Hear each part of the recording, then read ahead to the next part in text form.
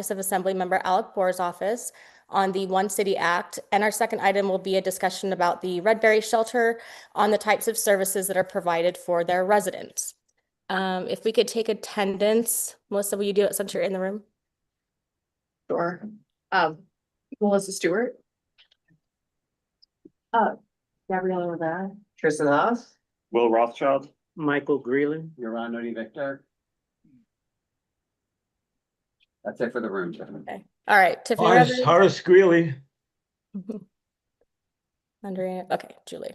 Melissa. Okay, wonderful. Just wanted to get that out of the way.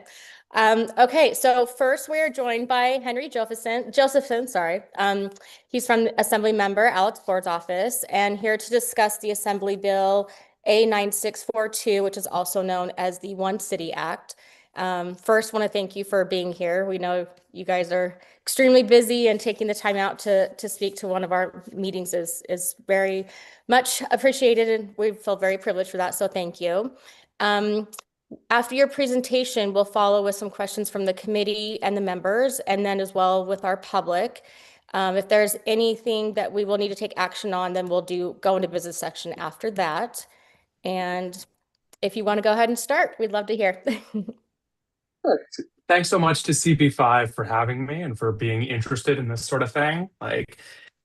I'm always so pleasantly surprised and excited to know that folks care about the minutia of weird legislative things we're working on and care about being involved in local government.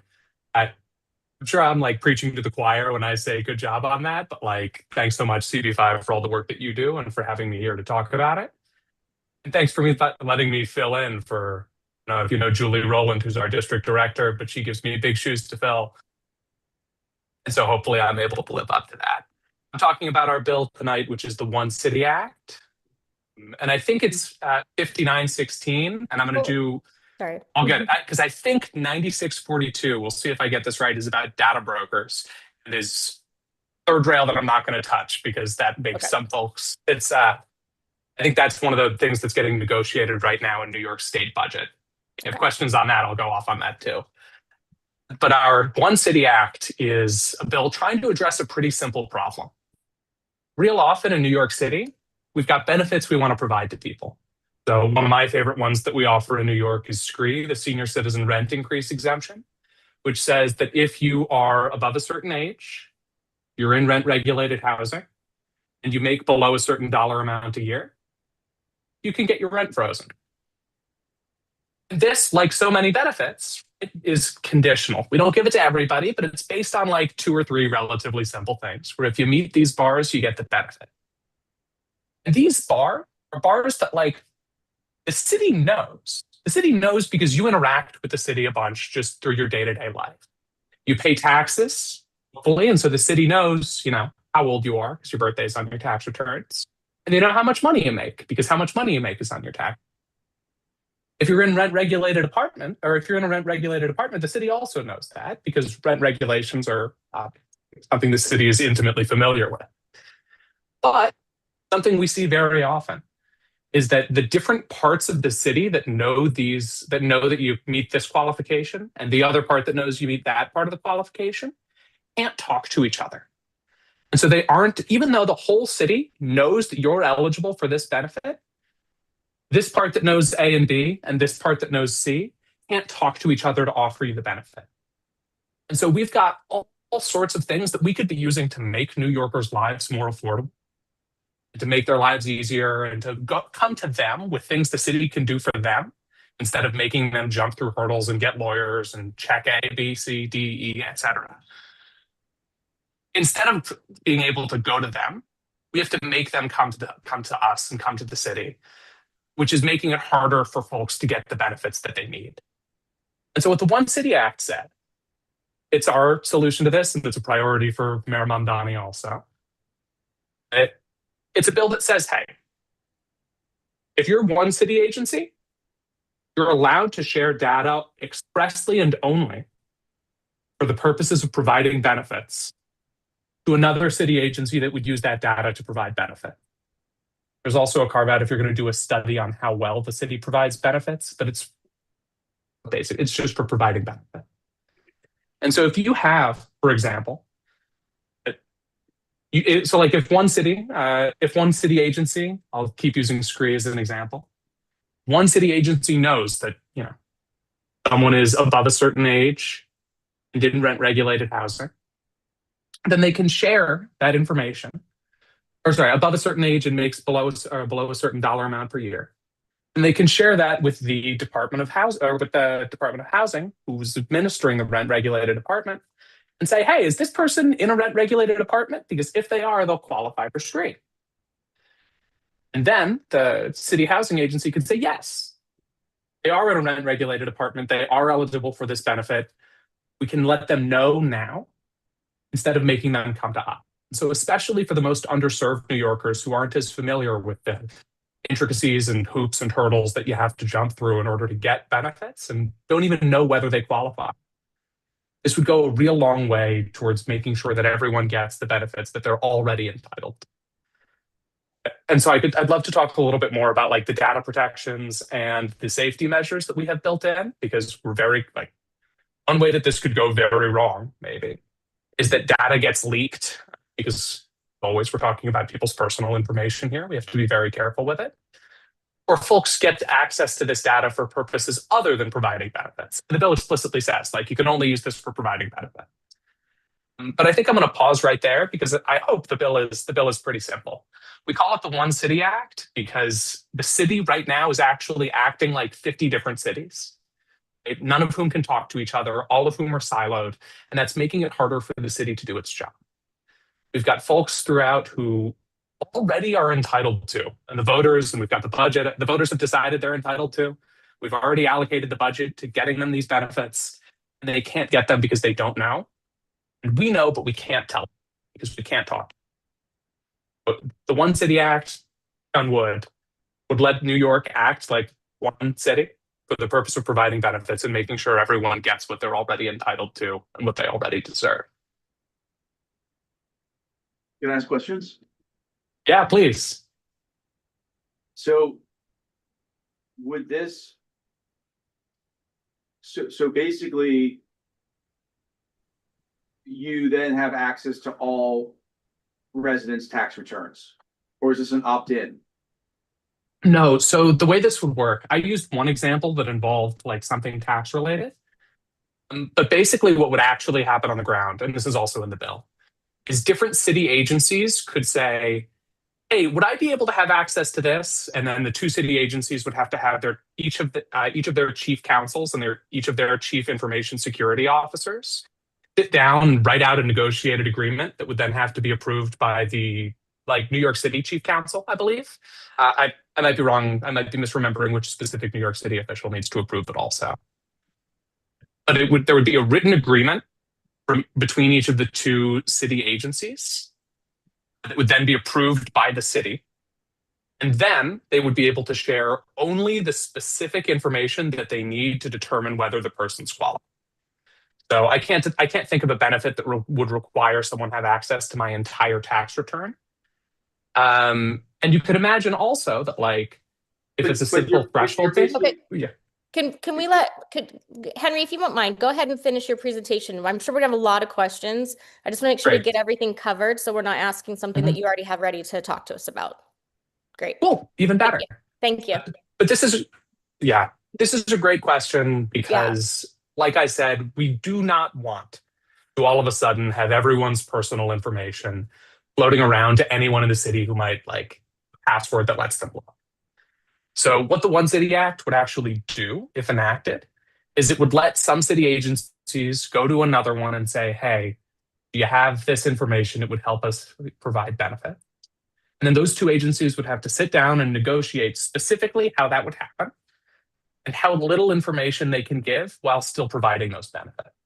So I would be shocked, and I think it would be against this law for one city agency, the Department of Taxation and Finance, maybe, to provide citizens' entire tax returns to another agency, simply because you can determine whether a person is eligible for a given benefit with much, much, much less. Which means that the data sharing agreements that would be allowed under this bill would be much, much, much, much less. because the bill only allows sharing information that is necessary to provide benefit. It only allows sharing information that is explicitly for providing those benefits. So, for example, we also have a clause at the end that says nothing in this bill shall ever be construed as allowing folks to share data for investigations under the penal law. Right? Like one worry folks might justifiably have is that this sort of data sharing would get used by the NYPD to do investigations and like unwarranted Fourth Amendment violating searches with information that they shouldn't have access to. Whether the NYPD should have access to this data is a completely different conversation that we're not touching in this bill, because we're just saying if they want it, they've got to ask, they've got to do their own thing somewhere else. We have a clause at the end that says you can't use any of these nothing in this bill shall ever be construed as letting the NYPD use this information for investigation.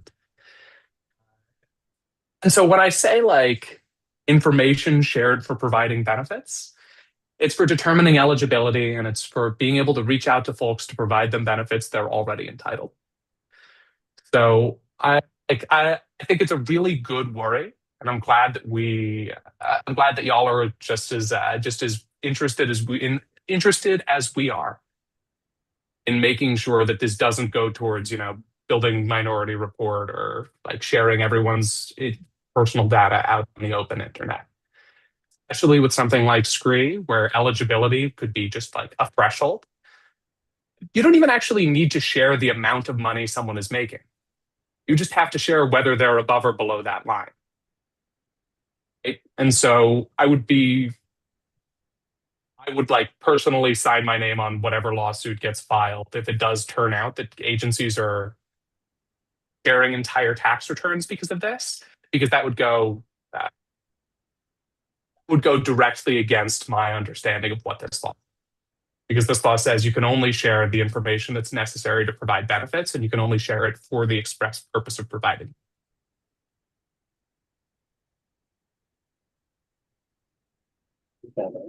Okay. Okay, we'll go to questions. I'll start with myself. What are some of the agencies that you're already working with to create such a coordination? Yeah, so I mean, part of the thing is we can't really work with agencies to do this up until it's been passed. But we've been working a bunch with the mayor's office of Legislative Affairs, because this was a priority for the previous administration. It's a priority for the current administration. And so, I mean, basically any city agency that provides benefits would have their lives made easier by this. We're not working with specific city agencies right now, just because we can't work with them to do this until we've passed the bill. Okay, I have a bunch more, but I'll let the room go. Melissa, you can call on people in the room if you'd like. You're on? No, do you want to finish since you had it already? Yeah, I guess I have a couple questions, thank you. Yeah. So what you're proposing is that people are not opting into this. They are essentially, we're turning over the entire city's information for you guys to negotiate what is allowable and what's not allowable. Allowing agencies to talk. No, I'm fine with agencies talking to each other. That is totally fine. But what I don't understand is they're saying that they're proactively looking at all of this information to see who is entitled to benefits that don't get benefits, which means that you're going through all of the city's information. So maybe I misspoke. The intent of the bill, and I don't think the bill allows for a giant search through every piece of information that the city currently has access to. I'd be surprised if that were the case. What has to happen here is, yeah, so sorry. So then if that's what it sounds like, then I'm doing a bad job explaining it. What would happen is one person, say, I'll stick with SCREE because I think it's a good example here. One person at the Department of Housing would go to someone an executive in the Department of Housing would go to an executive in the Department of Taxation and say, would we be able to know which folks are above the income threshold and which folks are below? And we would compare that to the list of folks that we know are in rent-regulated housing. And together with that information, we would know who's eligible for the rent freeze. But And so, sorry, go ahead. then you're still not in control, then you still have access to everybody's information and you're not opting into this. And then I guess the other point of this is, with that information in mind, are you going to be reducing benefits for people who don't qualify for the benefits anymore? Yeah, so that's actually a really great question at the end that I'm glad you asked. I'll answer the second one first and then go back to the earlier one, which is no. We have a line in the bill that says this information sharing cannot be used to reduce benefit. It's only for providing folks who are already eligible. So, very good point. Again, our intent is not to make folks' lives harder. So you're not, so folks that are making over income limits and getting city services are going to continue getting city services. They won't. So what the bill just says is it says this increased information sharing can't be used to take folks' benefit. I'm against this. You're on? Understood? We're still on questions, right? Yeah. Okay. My question is, if this is a state law, why does it only to apply to city agencies? And why would state agencies not be included? Yeah, good question. So right now, the reason why the city agencies can't speak to each other about this is because state laws prohibit it. A common pattern that we'll often see in legislation like this is the city wants to do something, then needs to ask Albany for permission, and we pass a law that says New York City is allowed to. Like this was already the case with Sammy's law that let New York City set lower speed limits. I'm not commenting one way or another on Sammy's law, but I'm just saying legislatively what happened there was the city wanted to do something, and then Albany had to pass a law that said New York is allowed to, and then New York, the city, could set its own speed limits in specific places. The reason that it doesn't apply to state agencies as well is just because that's the way it's written. If we wanted to write the bill such that it also applied to city agencies, we could, but we're taking it one step at a time. Yep, okay. That answer your question, Yaron? Yes, thank you. We had. Later. No more questions in the room, Tiffany. Okay, I'll move on to comments. Oh, sorry, was there questions online? I apologize, with committee, and then I'll go to public. Okay, all right. I have a quick question. I'm just curious how it works. Like, is there going to be another agency created, or how are the agencies going to have this intercoordination effort? Is it technology? Because how is it going to add resources and staffing to each agency? Yeah, so the way this would work, there would be no new agencies, and there wouldn't be any there would be no new agencies created to do this. What happened basically is that so a lot of the details, candidly, would be for the specific agencies to work out with each other. But what we would get is a lot of agreements between existing city agencies, where one city agency's executives sit down with the executives from another and write up an agreement saying, we'll give these folks access to this, we'll tell them this about these folks, and each side signs and agrees.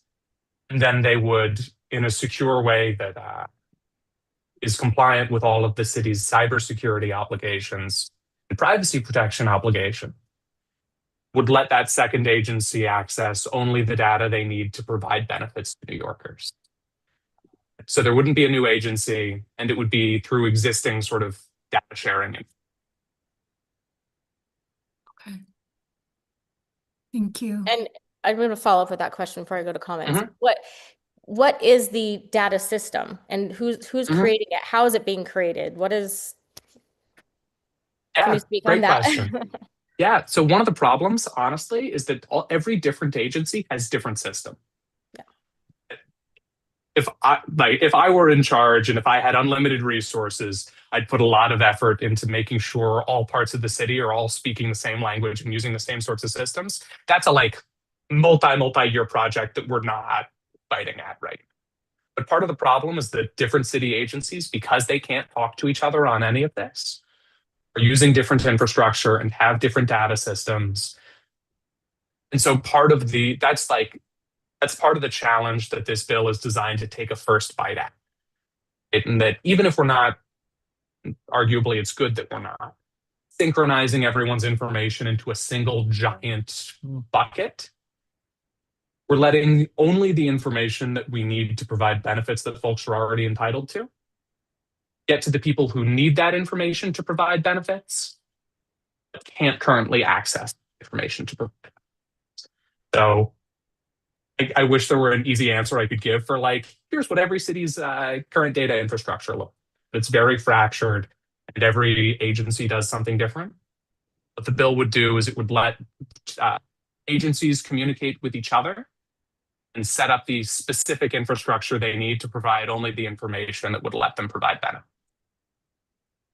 Tiffany, I have a follow-up question. Do you mind? Yeah, go ahead, Julie. I guess I'm wondering who is in support of this legislation right now, and is there any criticism or concerns right now on the table that you could share with us? Because overall, I think this is a really important effort, and it's great that, you know, we want interagency as much as possible because of the silos in our city. But just Yeah, curious. of course. Yeah, so we're seeing support from groups like the American Association of Retired People, from the Community Service Society, from the Times Square Alliance. A common thread through a lot of the folks that are supporting our bill are people who they're groups that represent folks who need benefit. And there are folks whose they're like interest groups or advocacy groups for people whose lives would be easier if the city came to them with what they already deserve, instead of making them jump through hoops and read legalese to try and figure it out themselves. Some of the opposition that we're seeing are from folks that are, I think, very rightly concerned about the civil liberties implications. And so we're working with them to address these concerns. And I think the final version of the bill that you see here addresses a whole lot of them. When we were just starting out with the idea, we didn't have the part at the very end that says information shared here, like, first of all, investigations under the penal law are not providing people benefits. And so already it wouldn't really make a ton of sense for information under this bill to be going to the NYPD. But civil liberties folks were very, I think, not unreasonably concerned that this would be going towards criminal investigations that have nothing to do with providing folks benefits. And so we spent a little more time drilling down on what specifically in this bill could get to criminal investigations. Similarly, thinking about what the, we're having ongoing conversations with them that I hope continue to be fruitful. But I personally feel fortunate to say that like lots of the folks who have concerns are folks that have concerns that I think are like in real good faith. And who are willing to work with us to get to something like what you see in front of you when you read the bill. Because ultimately, we all just want New Yorkers to have the benefits. Thank you. That's really helpful. I have a couple more questions if we have time. Sure. We have a couple questions in the room, Tiffany, so we're gonna go around Okay, again. okay, go ahead. Sorry, I got here a little late, but I have questions around, how will individuals be informed? Will they be informed when their information is being shared? You know, how does that work? And also, is this only between city agencies? I'm just thinking about the impact on immigrant communities. Yeah. Will the federal authorities be informed, like ICE, of any of this, you know, confidential information? Yeah, both great questions. The second one also is much simpler, so I'm going to start with that. Only city agencies, no federal agencies are authorized to get any information under this bill. We do not want to make it easier for our neighbors and for our friends to be harassed by Donald Trump's military immigration enforcement. This bill wouldn't allow that. Specific notifications to specific people are ultimately going to be much more case by case. And there are a lot of details that I think are important for getting right here and involve disclosing the information, disclosing what information will be shared to folks up front and in the beginning. And one of my favorite safeguards in the bill to make sure that people's personal information does not go where it doesn't need to go, or the tightness is scoping around how little information can be shared. You said you arrived a little bit later, but a worry that we'd heard expressed earlier was that this might lead to something like folks' entire tax returns getting passed around the city without them knowing. It would be really, really bad. This bill doesn't. This bill shouldn't do that. And if you think the bill would, I'll put my email in the. I'll put my email out, and I would really encourage folks to reach out, because if the bill does that, then I've totally messed up my job, and I'd love to hear it so that we can fix it. But the bill says that the information which can be shared is only the information necessary to provide benefits, and that you can't share information just to like maybe guess, oh, because maybe it'll be useful one day. No, you can only share information that's expressly and explicitly for providing benefits right now. So I think these are great concerns. Yeah. David, did you want to? Yeah, so you're saying the folks who are gonna be given access are attorneys between the agencies, and they're negotiating that access? So initially, before any access is given, there are negotiations about which information would be shared.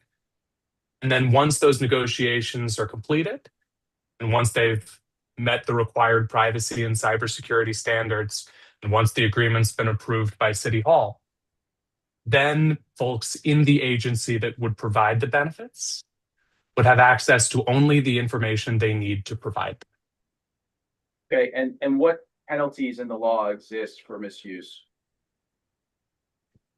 The same sorts of penalties that exist for existing misuse right now. Which is what? Which are the, I can come back to you with the specific sentences and penalties for disclosing personal data that's not isn't eligible to be exposed. But it'd be the same sorts of penalties right now that prohibit city agencies from disclosing folks' personal information, or whether intently or inadvertently through overly lax cybersecurity standards.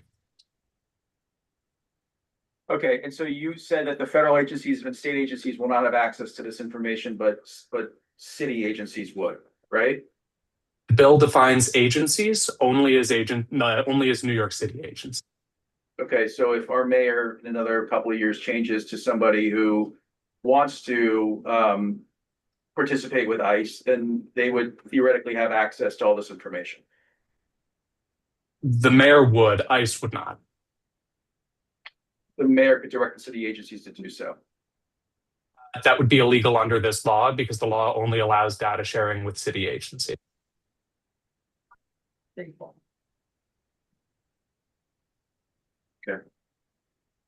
Most anybody else in the room? No. I have another question. So has it been thought of perhaps for like disclosure of the person, I say patient, sorry, I work in medicine. All good. You know, when we have to go in, we have to sign, you know, the HIPAA laws. We have to sign, do you agree to receive text messages? Do you agree to X, Y, and Z? Is that something that maybe will be adapted by agencies so the individual can know or would be notified your information was shared with you know, social services, yours was shared with, you know, whomever? Is there something that could be put into that so the person could know and they're also agreeing to it? Yeah, absolutely. The bill doesn't prescribe a specific method for that. We leave that to the specific agencies to determine. But that's absolutely within the scope of the bill, and city agencies absolutely could do that. Okay. And my last question is, do you know any other states in the US that are trying to collaborate their agencies that are on a large scale like New York State is? That's a really good question. I'm going to say off the top of my head no, but I'd be happy to follow up with more. Again, like so much of the problem here that we're hoping to solve is that New York City really is uniquely large. And where somewhere else, maybe it might be fine for every agency to just have their own system and their own database. Like that's just not feasible at New York City scale. And we're really only able to succeed when we're able to act like one city.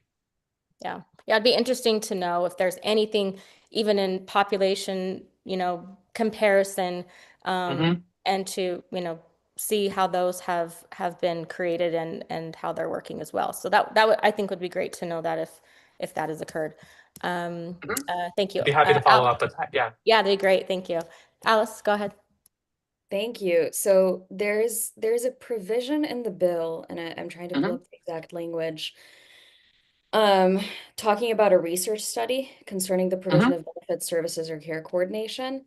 Yeah. So the language that's currently used is incredibly vague, and having watched some of the kind of biggest data privacy violations over the course of the past 10 to 15 years, this is exactly how it happens. There's a company like a Palantir, for example, or like a Google or like a Facebook that comes in. They have researchers and university partnerships that leverage their connections to get access to data that, by the way, in isolation might not have been as valuable, but in aggregate becomes incredibly monetizable. And then because of that, they basically get away with taking pretty large amounts of city data for free without necessarily needing to pay anything. And in the age of AI, that's going to get even harder to trace and to prosecute. What is the plan for making sure that that doesn't happen in New York? Because as you just mentioned, there is a lot of complexity, and because of that complexity, I think that 100x's the danger element here as well. Thank you. Yeah, of course. And that's a great question. This is kind of a recurring thing with all sorts of ways that sharing data could result in folks' civil liberties getting infringed upon.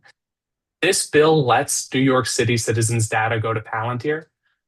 Written the bill wrong, and I want you to help me, Phil, correct those. My understanding of the clause that you're referencing says that these sorts of studies, and I think we're talking about, I did cheat and I did pull up the specific.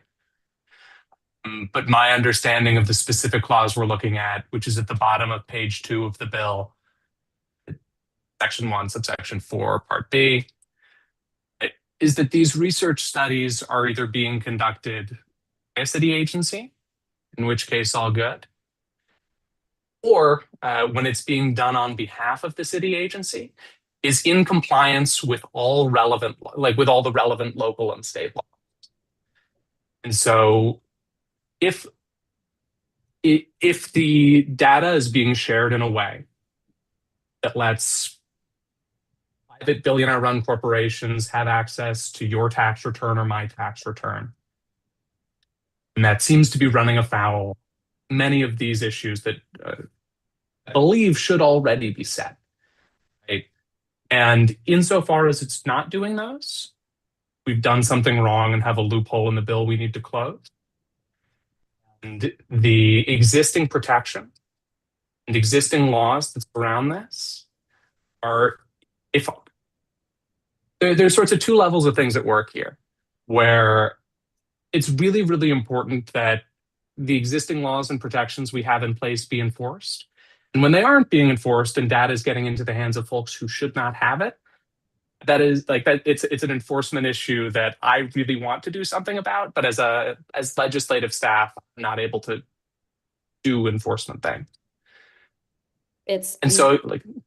Yeah, sorry, go ahead. Oh, good. I'll tighten this up a little bit.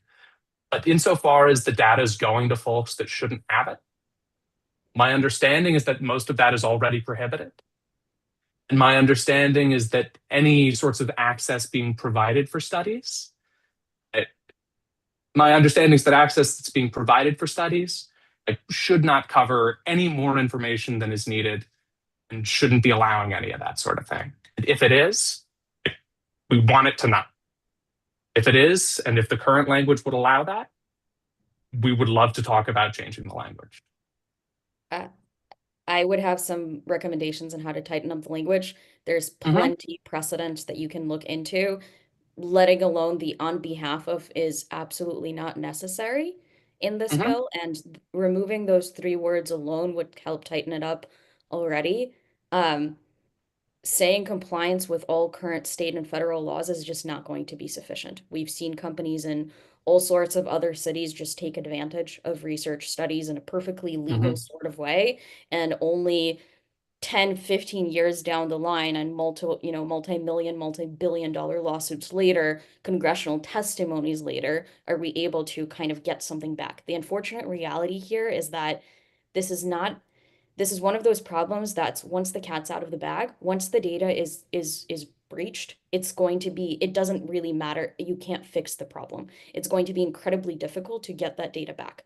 And so this is one of those things where the risk of running any amount of research studies with this bill is just so unbelievably high that it's not worth that provision whatsoever. Because even you can do all of the enforcement in the world, but the best way to not let the cat out of the bag is to just like not have an open door in it. And so to me, this is incredibly, incredibly concerning because we have seen this happen. And once some of the algorithms that are out there have access to this data, a lot of the time they're just going to be getting access to this data, maybe even unintentionally and in a perfect legal way as the policy landscape here is evolving. There's no lawsuit that would allow people to get their kind of personally identified information back. And that's going to be immensely dangerous. And so I don't know when the most appropriate point in this discussion would be, but I would have some concerns and recommendations that the committee here can talk about. And before we go on to we're in that, if comment it's all section, right. but go ahead. Yeah, go ahead. And then we're in comment section now because that's a comment. So we'll go ahead, Henry, and then we'll move to more comments. Yeah, mine's super quick. Alice, I really appreciate all of that, and I appreciate your engagement with the bill. I'd love to talk more about this, and I'd love to get any substantive recommendations and changes you've got to the text. Sure. So, like striking those 3 words, I really appreciate that. And this goes for everybody also. Like, part of how we're able to pass good bills is from having input from folks like you.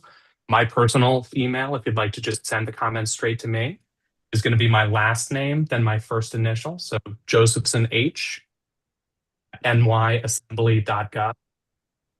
And you can also send them to, so I work for Assembly member Alex Boris. His email is just going to be Boris, B-O-R-E-S, and then his first initial A, nyassembly.gov. I can't wait to hear, and I'm taking notes on all the comments that y'all have here. If you want to continue the conversation in writing or directly to us afterwards and continue talking about it, we welcome that. And I'd love to hear those comments too.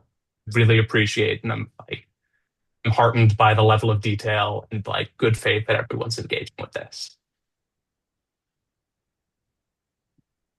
We've got comments in the room, so I'm just gonna call on folks. Tiffany, you're muted if you're. I didn't want you to hear me like typing. Go ahead. Sorry about that. Go ahead. And then, yeah, I do have a comment. I also remember there was someone from the public who wanted to speak as well. So, yeah. So let me just say, like, I think this is a no-brainer, and I think we're getting a little bit confused with some of this privacy stuff. Like, you have to imagine the use case here. Someone applies for a city service. They go through 4 months and 15 pages of applications and 2 interviews, and they willingly give data to the city in order to get a service in response. Let's say they qualify for 7 other services. Right now, they have to separately go through that process 7 times and willingly give that data and go through that process 7 times. All we're saying is what could happen is that instead of, they would only have to do that once, and instead the city would come back and say, oh, by the way, you might qualify for these other 6. To me, that's a no-brainer. But that's not what they're saying. That is what they're saying. That's exactly what they're saying. They're saying that they can go through all of the tax returns and or go through every single person that lives in New York City. And if you are over 65 and you make a certain level of income, which means they're going through all the tax returns, they're going through all the ages. But they started with people who had already applied for a program. We're in this program. But it's not limited to that, though. No, what I'm saying, if you've already applied to a program and given your data to that, But there's no they're work down to saying, this. well, then you cannot accept the if I've applied to this program and I qualify for 6 others. That's fine. But And that's then not what I you're can saying. say, I don't want those others. Hold on. Yeah. Anyway, let me just finish my comment. And One then I view say, at I a don't time. want Okay, these don't to- argue back and forth, please. Just one. Yeah, one person. sure. Thank you. And the last thing I would say on the privacy side is that it's actually super frustrating that this doesn't already happen. And I think many people assume it does. We all willingly give data and information to the city, and we all end up getting frustrated that it doesn't give it to itself. And so I'm fine with that. Okay, but that's not what they're proposing. that is, but we can have Henry weigh in on what I just said. Henry, do you My wanna understanding is that it is comment on the, that and clarify maybe perhaps? yeah, so I think the idea that folks already assume the city acts like one city gets to the core of the intent of this bill. The idea is that right now, often to folks' surprise, they find themselves needing to share the same information over and over again with one agency when they've already given it to another and they've already given it to another. And the intent is that New York City as a whole and all of its subsidiary agencies are able to act like a single, or I say one city. The intent is not, and I don't believe the bill is crafted such that folks are able to take everyone's data and pool it into a single large bucket and then crawl through it. Then we've drafted the bill wrong. I don't believe we have, but if we have, please send us data. Send us the way that we're letting that happen so that we can try and change it. The intent is that the city's able to live up to the expectations folks already have for the city to do, and that the city's able to provide benefits with information folks have already given to it. Do we want to pause? Yes. Comments and take the Yes, please, question? go ahead. North Africa. I was just wondering, it seems a great opportunity for the biggest Can problem you that they introduce who you are? I'm sorry, can you please introduce the room who's speaking? I'm here for the Rose Hill Association. I'm here in the neighborhoods, and in fact, I came for the Red River discussion. Yeah. Thinking, I'm in healthcare, as I'm always thinking about the work requirements and Medicaid. It seems like a super opportunity to make sure that people get volunteer opportunities that will make them eligible for Medicaid or make them qualify for the frailty exemptions. Is there someone, are you waiting for the individual departments to sort of come up with these ideas, or is there someone on top who thinks, hey, but this is let's proactively organize this? Yeah, great question. So the way the bill would work is there would have to be some existing benefit that one agency needs information for that another agency has. And those two agencies would need to sit down and talk to each other and establish an agreement by which they could share the information. I can go into the details about how that happens. But the short answer is no, there isn't a down proactive, you're sharing this information with this person sort of process.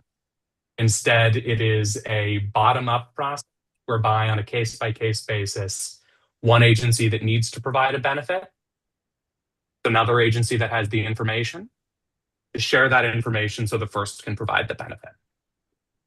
Yeah, thanks. But I take it that if you see an opportunity like this, you're not going to pass on it, because this is super important. I hope that city agencies that need a little more information to provide benefits use this to provide it, and you or I or anyone in the government would certainly be able to ask the city agencies to start doing one of these agreements. But the data could only be shared after the two city agencies and their relevant council, and the mayor's council, all sit down and negotiate out actual details and specifics on how they protect folks and how they would protect folks cybersecurity. So like partially, but the data would only be able to be shared after the agencies have hashed out details and gotten things in writing. Great. Let's finish with the public if we can, so give them some time to speak, if there's anybody else in the room or online.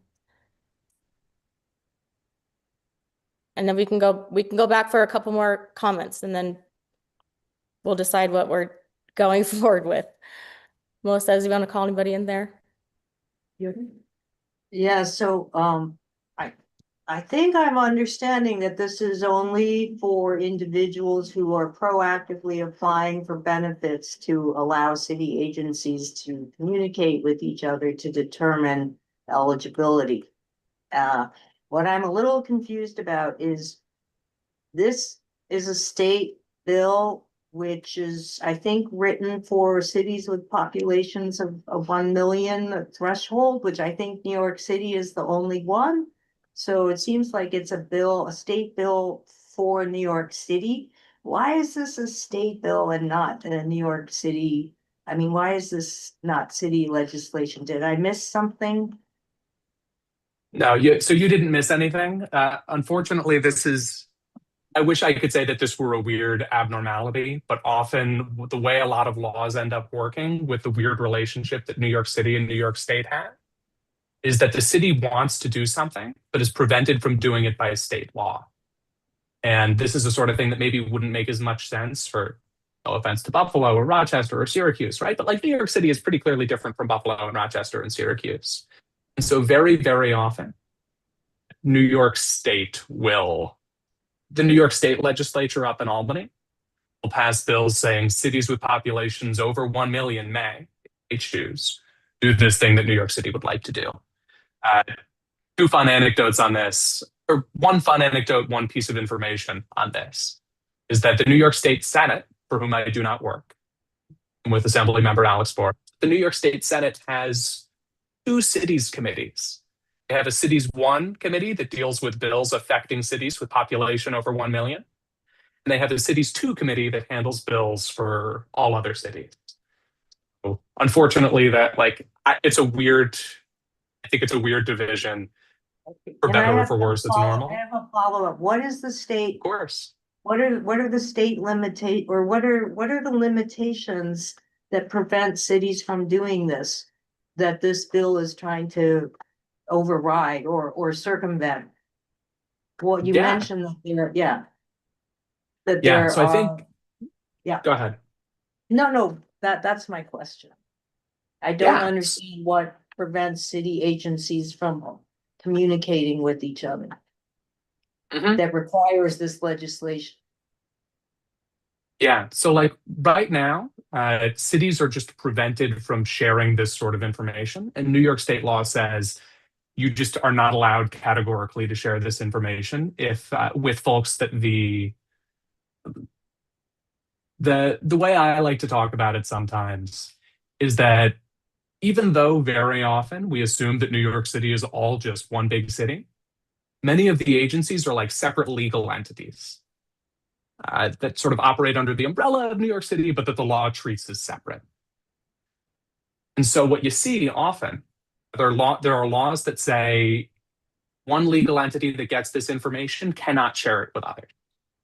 This is really well-intentioned and set to protect people's privacy, but gets in the way of the city as a whole's ability to deliver benefit when all that's stopping them from doing it maybe is one nominally separate entity that's actually just a different department of the city isn't able to share that information with them. Okay, thank you. Thank you. Thank you. Welcome. Yeah, just a comment. I think this is a really good idea. I think this could function really effectively with the important caveat of the things people have stated with regard to fears about privacy, and it's going to be on you guys to write that bill and all the belts and suspenders that are needed. But I think it's a really good idea, and I just want to point out there's like a fundamental issue when we start from a place of mistrust of government and the idea that the government is always going to either share my data or sell my data. And that's a legitimate concern. But when you start from that point of view, what ends up happening is you limit government's ability to do things. And then when you interact with government, it doesn't work well. And then that causes you to think government is bad, right? So I think there has to be, or I would like there to be some level of trust where we don't immediately say they're going to sell my data, because things like this are really important to allowing government to function in a way that we all want it to.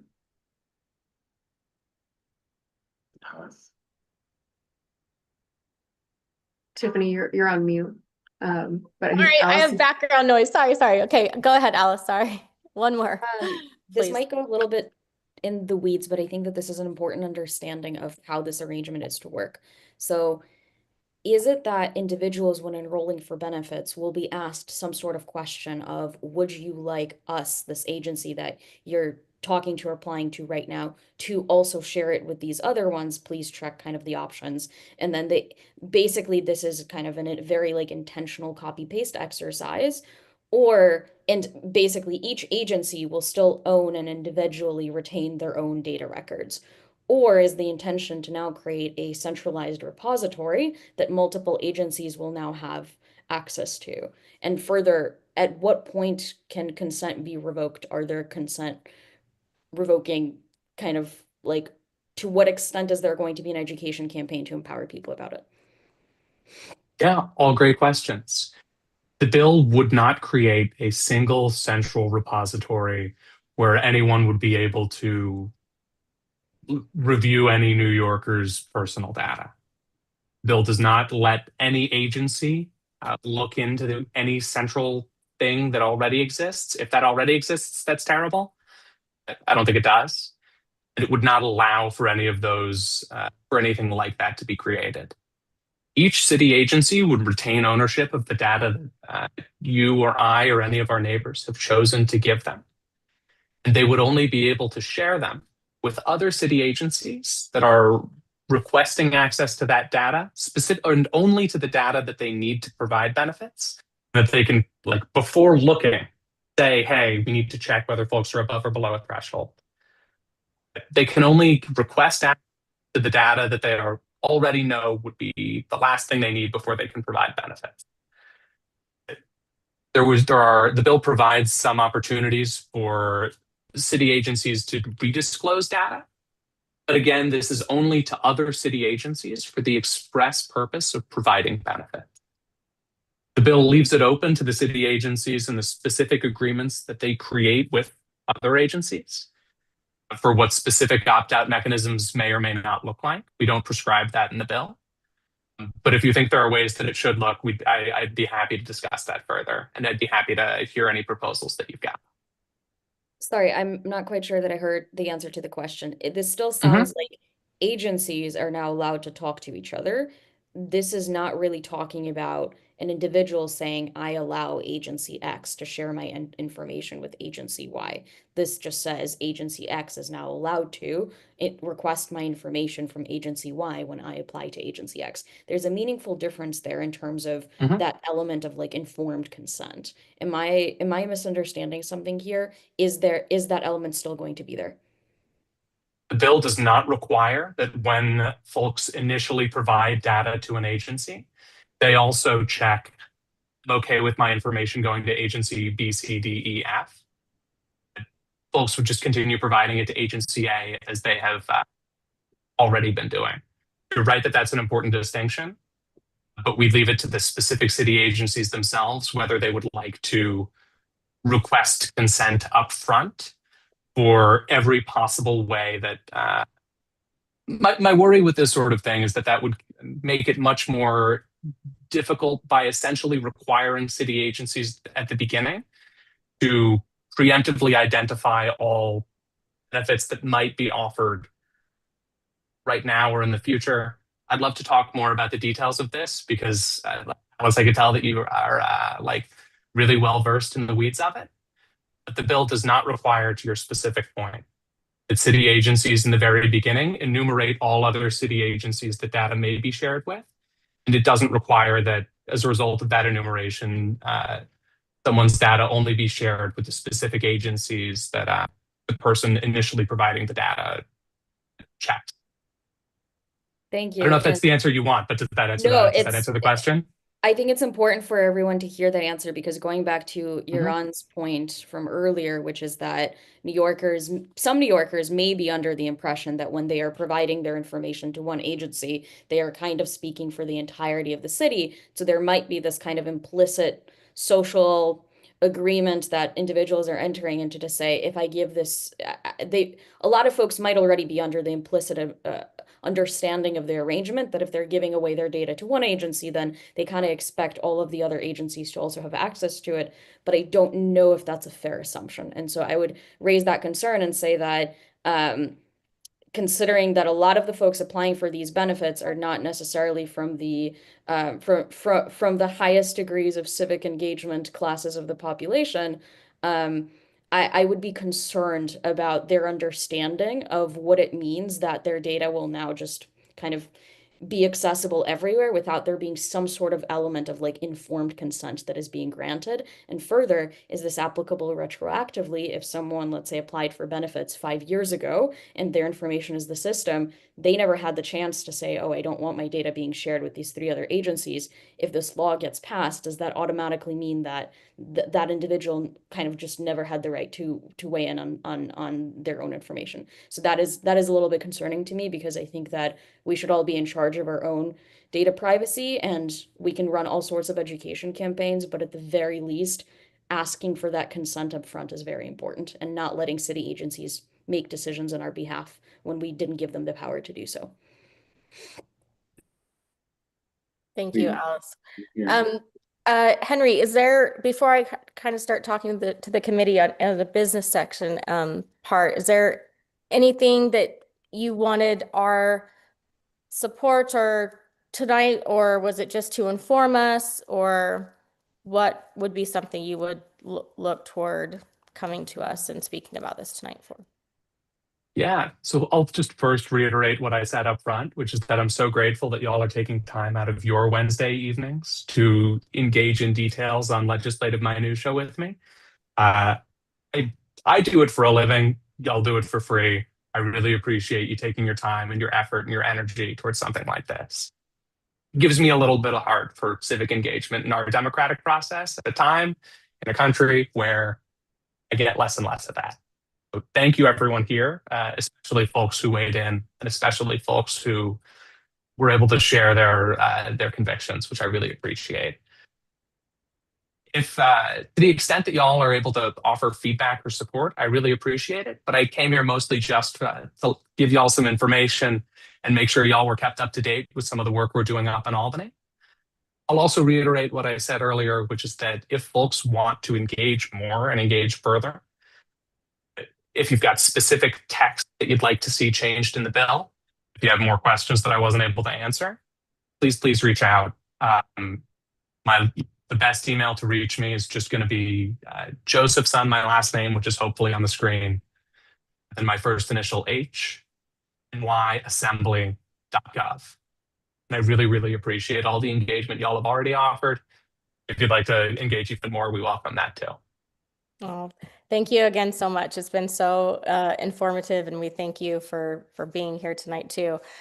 You're welcome to stay on the call if you want to kind of hear what we talk about, or you're welcome to head out as well for the evening. But again, thank you so much for your time tonight. Thank you, everyone. Thank you. Okay, so we'll go to business session where only members of the committee are allowed to speak during this time. Following discussion, if a motion wishes to be taken by the committee, will vote. And you guys know the rest of that. So now within the committees, what does anybody want to consider supporting this now, or writing a letter of support with exceptions, or just keeping it on the table and wanting it to come back when maybe it's further along? Or any other suggestions? Go ahead, Julie. I just want to say I agree with Yaron. I think this is a really important bill, and if our committee can support it and provide our recommendations, I think we should go ahead and do so. I'm not sure about the timeline right now, but it looks like it's in committee at the assembly. I'm not sure when it's going to be voted on, but yeah, it's currently in committee in the assembly. We also are not sure when it's going to be voted on, but we hope soon. Okay. Yeah, I should ask about that timeline. Thanks again. Okay. Anybody else in the committee? Just, we can talk. This is our time. Talk to each other. We've got some in the room, so David? Yeah, I mean, look, I understand what folks are excited about here, and I think that makes sense for these agencies. If you are applying for benefits for the agencies to talk to each other. It strikes me, though, that the way that this bill is written and the broadness of it is troubling. And I would like to see more of an opt-in ability and the ability to audit where your information is going, as opposed to relying upon our city government to protect that information and to not use that for nefarious purposes. So this deeply concerns me. Like, this is like Big Brother working here, and it's under the premise that we're gonna be giving benefits to people, and I don't like this without very, very specific guidelines. So I'm supportive of a resolution in support of agencies sharing information with very, very strong guidelines in place, and the ability for folks to opt out and to be able to audit what information is going to what agencies. Yeah, thank you. I actually, and that's why I asked, that was one of my first questions when we started here was, is there going to be some type of a form that the person gets to sign to say that they actually want to receive and all these other components. So I think that that's really important for all of us. I know in healthcare and helping patients, it's extremely important to be able to have all the information to give the best care ever possible, and to give assistance where they may not even have known it. So I definitely support this bill myself, but I do definitely respect and require the privacy as well. So I am also in favor of this with the opt-in and everything else we discussed tonight. Yogi? I'm also in favor of supporting this, and I think that, you know, with the caveats that we all discussed, specifically the informed consent and revocable consent, and also ensuring that there's no central repository created, and that, you know, the scoping is very clear, the language, what purpose the information will be shared. And I think that Alice in particular had very specific language, and you know, I haven't read the text closely, but I would support it with those caveats. Somebody want to make a motion? We've got one more comment. Okay. Mike? I just wanted to say that I support people wanting to do an audit, and I support Alice's suggestion about outside entities wanting to do research studies. But a lot of the issue we have is homelessness and people trying to get benefits, and I understand you all, a lot of you work in healthcare. I don't see that as a very good model, and I don't want to have all the HIPAA paperwork that we have to fill out when people are homeless or have mental diseases. If you can at least get them at one point to sign off on one thing, let the social worker do the rest, and keep the information within the city agencies, plural, and not outside research. I would be supportive of that. I'll add a little bit of, oh, sorry, go ahead, if there's comment in the room. Yeah, I generally agree with Mike. I don't really, I mean, if that's what's gonna take to get this to a yes, I'll go along with it. I mean, I don't agree that it's better for 26 agencies in New York City to have my information rather than one and not be able to share with each other. Like, it's not more secure that way. It's just a worse system. Plenty of other countries, like you apply for services in one database and that's it. And this, we don't have that. And so instead we have to create these mechanisms by which they can all talk to each other. And I don't necessarily think that's less safe, but whatever, if that's what the committee needs, I'll go with it. What I specifically really recommend we not do is start suggesting legislative language in a letter. Let's just leave it high level. We are not legislators. We shouldn't pretend to be, but let's leave it high level. Let's say, here's what our recommendations are. Here are our watch outs, and I'm fine with that. Andrea, can you go ahead? I know you had a hand up for a while. Go Okay, ahead. so I'm in favor of supporting it, but I also agree with all the concerns Alice just raised, and I think there should be some, because the information will be shared among so many agencies and it will involve a huge body of people. I do think that there should be a standardized data privacy training, information sharing training that, for all city staff to know how to properly handle information.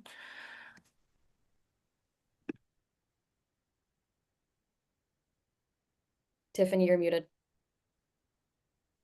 Again, you're gonna hear the dogs bark. Sorry. Was there anybody else that wants to speak?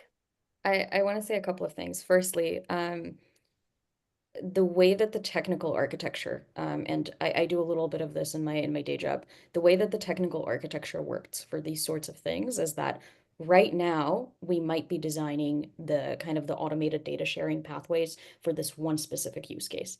The danger here is that once that technical architecture is in place, this is not really a legislative question. It becomes very purely of a, we've now designed this complete technical data sharing setup in a particular way. The city is going to spend a lot of money implementing it as well. It's not going to make sense to redo it. There's going to be AI on top of it at some point. And so this is really laying the foundation for how all of this data sharing is going to work in the future. And so I think it's important to kind of share that for everyone else, because it might seem like it's a no-brainer to just give access to all sorts of information at this point in time.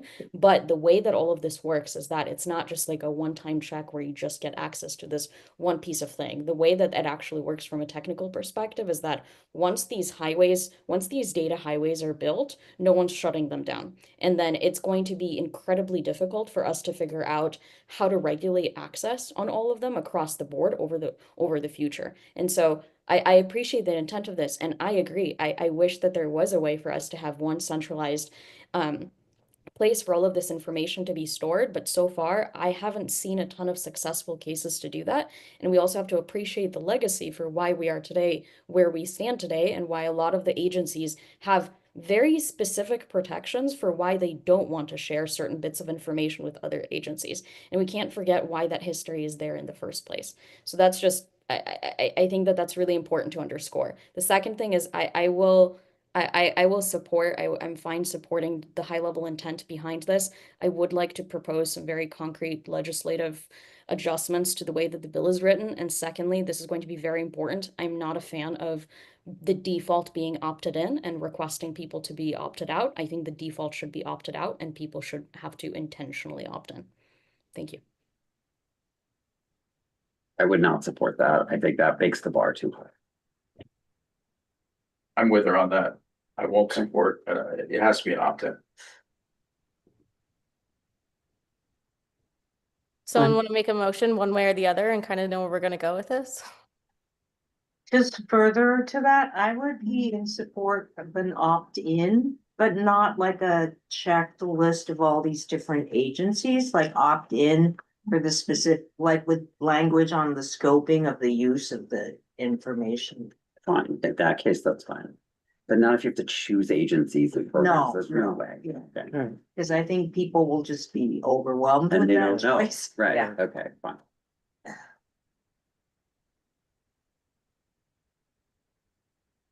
Is that the motion? I'm waiting. Someone has to say. I motion to write a letter of support of this legislation. Highlighting the intent of it with specific recommendations addressing our concerns around consent. And limited specific language on the scoping of the use of the information. And possibly specific text or that Alice might propose. Did I miss or anything else? Is that it? That's it. Second. Is there, can I ask a quick question? Is there Sure, a way we for gotta- us, Go ahead. is there a way for us to say that we do not support their legislation in its current format? However, we do support the intent based upon this. I like it. Because I don't want to send a letter that just says, we support this and we want this. Because that doesn't have teeth. Well, but I disagree that we don't support the legislation. There's usually legislation and rulemaking.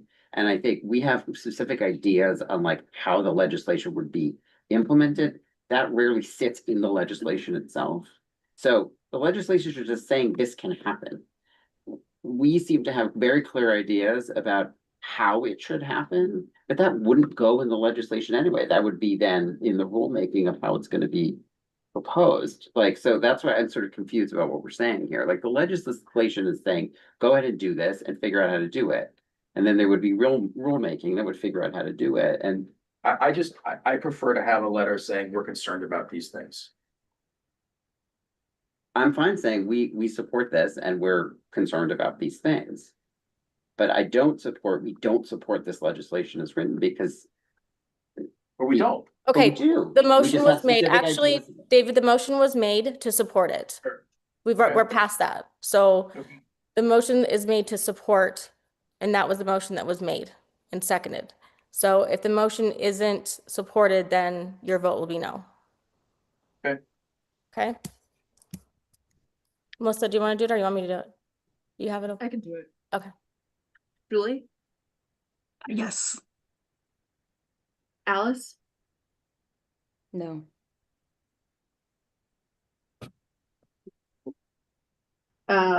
Michael, Yes. Tristan, Yes. It's like, Michael Kabak, Yes. Andrea, Yes. you're on. Yes. Oh, sorry. You're Ron, yes. Tiffany, Yes. Gabby, Yeah. Will, Yes. David, No. myself, yes. Yoden, Yes. Okay. All right, motion passes. Now the question, who would like to write this? I will. Kidding. You want to co-write it? I can write it. What's that? I can write it. Okay. Thank you. All right, thank you again. So this will then go to exec and then full board. Full board is on May 14th. Henry, you're welcome to join us then too, if you're not already planning to. Appreciate you again. Thanks so much, everyone. Remain excited to work with you all to make this the best version of it that it could possibly be. Thank you so much all for engaging. Great, thank you so much. Thank you. Okay, and sorry for those waiting in the room for the second item on our agenda. We have, and I'm not sure of the names who's here, but we have a representative from Redberry Shelter to discuss the types and means of services provided for the shelter residents. And I believe they're in the room, is that right? Yes. we are. Yeah. Okay, all right, and just so the panel knows too, Will is our representative for CB5 for shelters. And so I'm also gonna let him kind of assist and lead on this topic agenda as well. So if you'd like to introduce yourselves and you can start giving us some information, that'd be great. Hello, good evening. My name is Nancy Robledo. And to the table so you can question that. Okay, sure, no problem.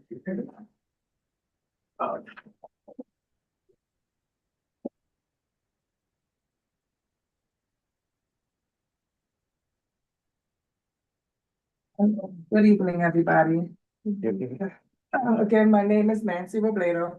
I'm the program director at the Redberry Hotel located on 29 East 29th Street.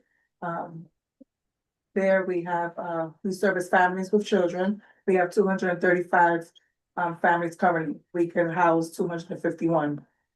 Right now we have 303 adults and 343 families. We service families with seeking employment, preparing them to, find employment so they can qualify for housing subsidies. We have small population where they have, they have to have documents to apply for public assistance. So some families still is working on obtaining their legal documentation to qualify for HRA. And HRA is the one who assists with housing subsidies with DHS. So we have activities for the kids there. We have recreational department, we have Department of Education there, where we help them sign up for school, childcare, daily activities for the parents and the children. We have a good housing rate for those qualified for housing subsidy. From July of 2025 up until now, we already house 64 families, and we currently have 17 families that's linked to an apartment. So we pretty much provide a lot of services for them, but we're still seeking other services for those who can't work because they don't have legal documentation, or there's children that can't, don't qualify for childcare, summer youth for activities or anything. So the summer months is coming up, and we need to find activities and stuff for the families and the children. Because the community where we live at, there's limited, space for them to take the kids to the park or anything. It's a residential business neighborhood. So what is it that the families can do for those who don't qualify for these services? So those are the things that we're right now currently trying to seek for the families, especially because it's about to get warm. And we don't want them hanging around in the community, because, that's where a lot of the problems and the issues hang out. They're hanging in front of other people's residential buildings and businesses and stuff. So what do we do, and how can we're here just hoping you guys can help us figure out what we can do with the families for those, for the summer months that's coming up.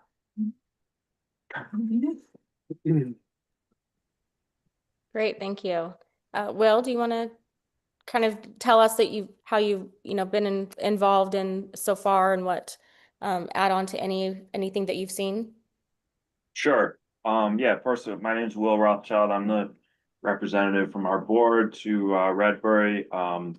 First of all, apologies for making you guys wait, and thank you guys so much for coming. We appreciate that. We want to hear from you. I've sat in on a couple of the community action board meetings, and we've heard in those meetings from a lot of local residents that aren't in the shelter. I want to make sure as a community board that we're giving voice to the shelter residents and you folks that work there. So you're also our community members, and we want to make sure your needs are getting met, that the city is helping you do your work, that the residents are getting the assistance that they need. So that's what I would like to focus on. I mean, obviously, issues with the neighbors is also, on the table, but we want to make sure that you guys are getting the assistance you need, and that we're really serving these people in the best way we can. So I did email some questions ahead of time, but I'm not sure, Tiffany, where you want to go Yeah, next. go ahead and go ahead with questions I have from a the community. I have a long list of questions, so I'm not going to dominate. We'll I guess I ask a couple, and then we'll call Sure. on some Okay. people in the room. Okay. How would you rate the quality of the living spaces for your residences and residents? And are there any issues or complaints, or how do you think about that? But the living space, so they all have their individual units. So, right now in the hotel there, we accommodate families, so it goes based off of the family size. So they may have one queen bed, one king bed, 2 double beds, a large suite. It depends on the family. So the smallest family we have consist of 2 family members, up until maybe about family a size of 5 or 6. And if some of the families, they have 2 units. So it's like 1 adult per room with the children. So it varies on the size of the family. And they also have, that's the living space where they sleep at, but there's also a cafeteria where they go in to eat and their meals, or we have activities in that space there for them. Okay. So it's a community, is it a community eating area? Yes. Or Mhm. individual? Okay. Are there any issues or complaints from the residents on living spaces, or any issues that you're aware of? No, the only issues that they will come up is, because we have to make sure that there's an adult in every room. They may have like 1 adult and 3 children. So, sometimes they want an extra room or something to accommodate, but those are the only little things. But other than that, there's no issues with accommodation with that. And if they have medical needs, we do have ADA units in the facility as well. Okay, I'll just ask one more, and then, what are the biggest challenges you face with your team in running the shelter? I can say more employment, because in order for the families to qualify for these subsidies, they have to work. So a lot of them is not qualified for work because of the documentation that they don't have, Mm. or they don't have any employment history. So it's difficult to find a job for someone who never worked or hasn't worked in a long period of time, 20 years plus. So how do they find a job? Yeah. You know, so education, a lot of them don't have any education, no high school diploma or anything. So those are the things that's really difficult. So how do you get these families to find an apartment? They can apply for the low income housing, but if they don't qualify for the public assistance, then who pays the rent? You know, so those are things that, you know, are a little struggle for us. Great. Yeah. Thank you. Mhm. So thank you so much for coming. So it, you know, as you know, as a community board, what we are best able to do is sort of lobby political, you know, electeds and city agencies, for funding and for other things. So, the problem that you're talking about, you have folks who it's very difficult for them to find employment. What, can you give us a little more explanation about what we can help? Like, is it that we can get more funding, or we can help get more funding for programs for them, or we can reach out into the community to see if there are folks who are willing to hire? Like, what works? What's So- gonna work So here? what the recreational department, the DOE and the staff, we try to look for like job training programs, whether Job it's their training, okay. ESL classes or Yep. or any type of skills, you know, security training or home health aid. But you know, a lot of these places require so many documentation. And sometimes the families, it's hard, they don't have a birth certificate or something, and then Right. they can't go to the program. Got it. So even if with our residency letter, it's still not enough. Right. So we, you know, we go to the New York ID where they can get an ID. Yeah. You know, the free ID, we get that. So, you know, we just need to find more other resources where they can get this job training and, you know, so that way they can qualify and go get work. So Got it. some of the local restaurants like Chipotle or Wendy's or some, they hire certain, you know, amount of families, but those are just little restaurants, you Right. know, and a lot of the families that we service where they used to live, they have all these jobs that they, you know, I was a security officer. Yeah. But the security officer training here at this place, I can't use it here, you know, so it's like they are qualified, but how do you show the proof that they're qualified to do the job if they've never really had any Got it. documented work, you know, to show that I did work, you know, like taxes, that, you know, this is proof that I worked, you know, things like that. Yeah. So, more job training, you know, in the area, you know, what's out there in the community. You know, we do, send them to Workforce One Center, Okay. but then again, they have to be qualified for public assistance to get the service. Yeah. So we have, in-house training with some of our staff. We do workshops, we provide, information to them. But it's still not enough. Yeah. You know, so. Yeah. We just try to have a program where they can come and get the services, the full services that they need, so we can help prepare them to go into the workforce world and to be qualified to seek an apartment. Yeah. Because if you can't work, then Then you can't get it. you can't get. one. Yep. Yep. Yeah, if I could just say also, maybe this isn't our place, a community board, but the law, my understanding is it wasn't always this way, right? 2023 it changed, I believe.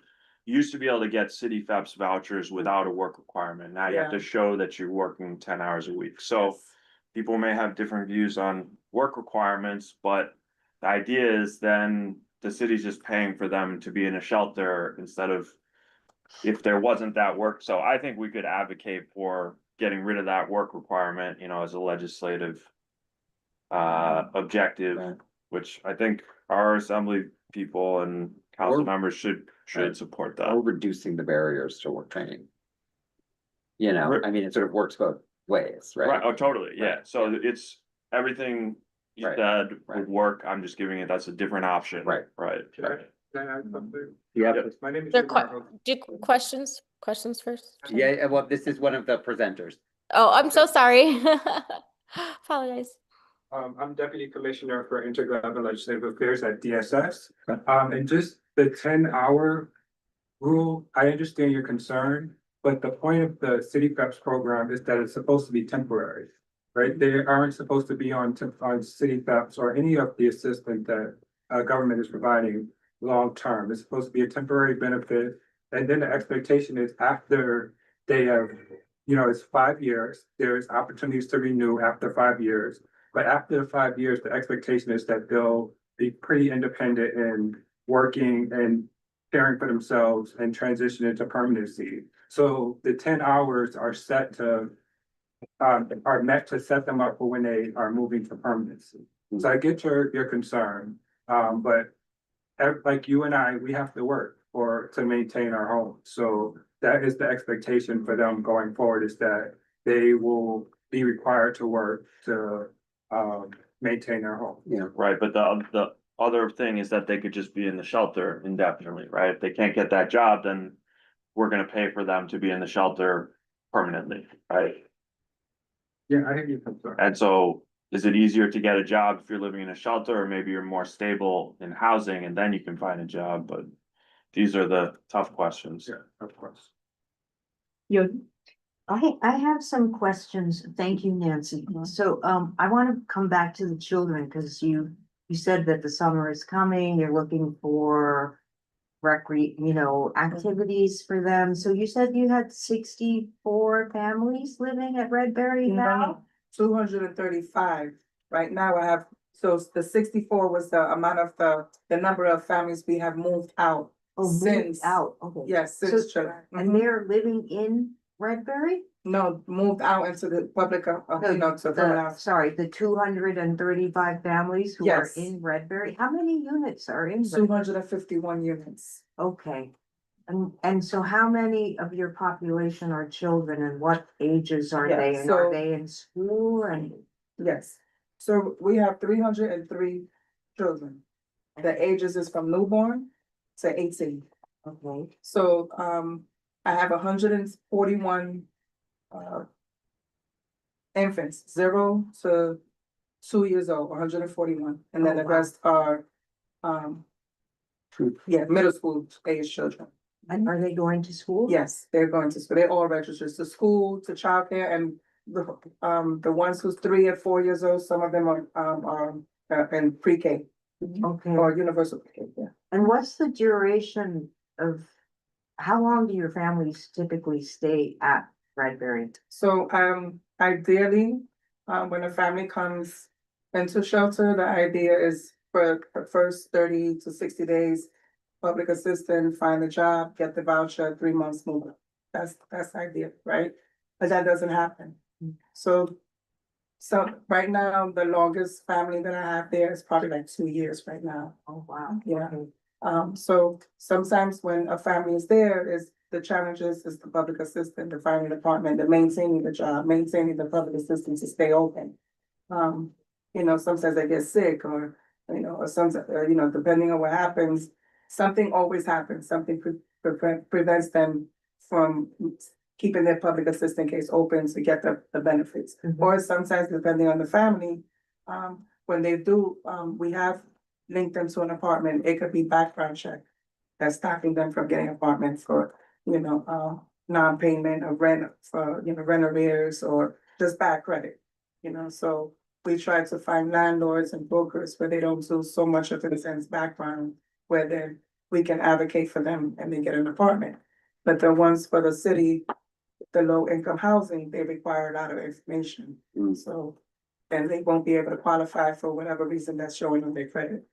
So in addition to what Nancy is saying about the 10 hours, it's not just the 10 hours. They are required to be citizens or have the appropriate status in order to receive city PEPS or FEPS, which is the state funded voucher. And so that's why someone would be in shelter for 2 years. It's not just because they can't find employment. They're also not eligible for public assistance because the law requires that they have the appropriate citizenship status. Okay, and going back to the children, what types of activities do you have planned for this summer? So for the summer, so some of them, some of the teenagers were registered for summer youth programs, so they qualify for that. We have some that summarizing, excuse me, the summarizing daycare program. We have, there's only a certain amount of families that qualify for that. Well, actually, they have a number of opening slots. So like they may have 100 for this community. So the first 100 children that are registered, that's it. And then the other children that are registered is on a waiting list. So for those children who's not enrolled into any summer activity, we have on-site recreation where we have activities for the kids on site. And then, you know, we try to find outside community events that's happening. I know the recreation department, they always have post flyers and information like summer stage, they, you know, for them to go to Central Park and all the, you know, all the activities in the community. And then we provide Metro cards for them if they want to go. So, sorry, go ahead. Could you just share a little bit more about the kind of spaces for on-site recreation, whether there are needs around that? It sounded like when you were chatting through cafeteria, that's. Yeah, so we have a large open space, so the cafeteria, we call it cafeteria because that's what it was at the hotel before the shelter came. But it's a large open space where we, you know, have the families, they can sit there, they can eat, they can sit there, just, you know, it's open to them throughout the day for them. They can just sit there, instead of sitting in their room, they can sit in the space there. But this is also where we have our activities. So we provide them monthly calendars of all the activities that's happening throughout the month. Sometimes it's like crocheting for the families during the day when the kids is in school. What does the parents do? That's not working. Crocheting, you know, we have workshop, all different types of workshops for them. We'll have somebody come to do workshops talking about you know, medical stuff. We have a health insurance person that comes every Monday and Thursday to register them for Medicaid. But all throughout the month, at least 3 times a week, there's something for the families to do. And then after school, the recreation department sits with the kids after school, help them with homework, give them snacks, or just play games with them. Or if they have movie day, we have a large screen TV that we set up in the community space and they watch movies. But I think this is where we could use your support, Yeah. right? Because there are a lot of children and not enough to do. So if you all have any ideas, any opportunities for low cost or free recreation opportunities in the neighborhood, we're happy to listen. We're happy to, you know, make those connections happen. We just need this sort of information if you have that. Yeah. So I live in the neighborhood and there's Madison Square Park right by the Madison Square Park Alliance. And I know they have a lot of programming over the summer. There's this public swimming pool on the east side. 23rd, Yeah. Yes. Yeah. Okay, Yeah, so you. so they are aware of that. Those are the things that we post up for them. Mhm. Anything in the community, we post up. If there's more, you know, other things for them to do, because, you know, the families sometimes they go to these same places, they get bored after a while, so then they start hanging out in front, and it's like, that's where you cannot be. So we're looking for other things for them to do. What, Okay. so, I'm saying, so, so you guys are a nonprofit that has a management contract with the city to manage the Redbury Hotel. And do you manage other properties? No. Just that hotel? And that hotel is contracted out to the city, rented for this use? Okay, yeah.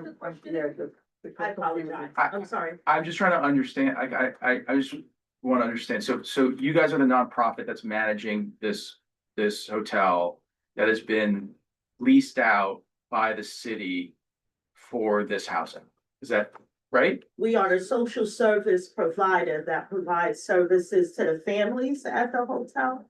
The hotel is in partnership with the city to contract to. Got it. Got it. And is there housekeeping services? Yes, provided by the hotel? provided by the hotel Got it, staff, the hotel staff. and that's not- unionized staff, right? Yes, yes. sir. Gotcha. Okay, and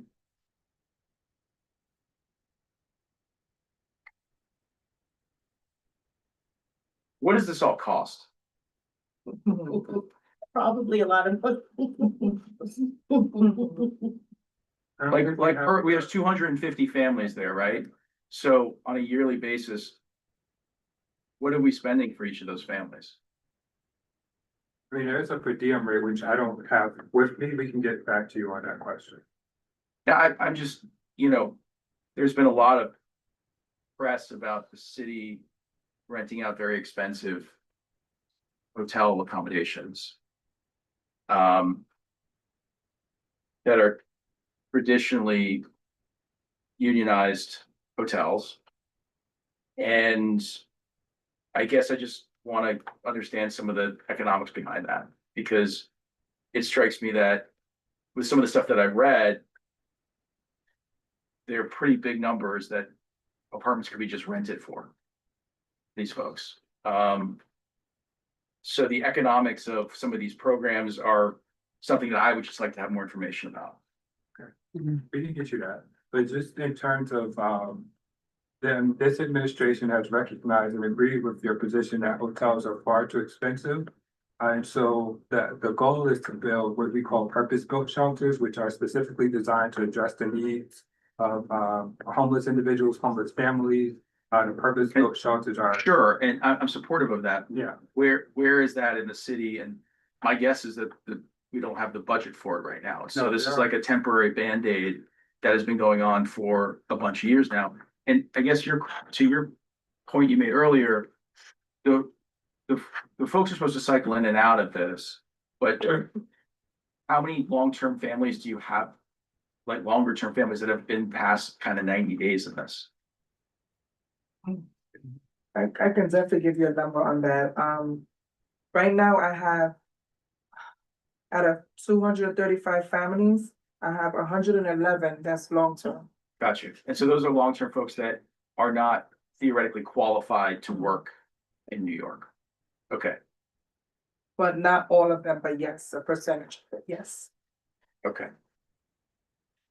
Yeah, I just want to understand the economics here because some of the numbers that I've seen in the press have been quite large, where for each of these families, they're spending $5,000, $6,000, $7,000 a month when there's more affordable options in the city. So, thank you. I'm just curious, actually, this is, well, I guess it's a question. Are there, just thinking about kids in the summer, are there, I don't know exactly in the neighborhood, but are there schools nearby that we could, I don't know, try to advocate that gymnasium and other facilities sort of be opened in the summer for usage? Or are there schools nearby? Yeah, I know some of the schools that in the area, the children are already assigned to those schools throughout the year. And some of those schools offer the summer rising program, not all of them. Right, So we try to register as many families to. in the specific In the programs under the specific school. program, Okay, I just yes. think if there's school buildings that are empty, if there are ways that we could sort of figure out, like they're like, it's just sitting there and it's empty over the summer. Anyway, that's more for us to talk about, but. And if you are aware of any internships while seniors, Yeah. certainly be appreciative of that information. Yeah. Our students who are graduating high school.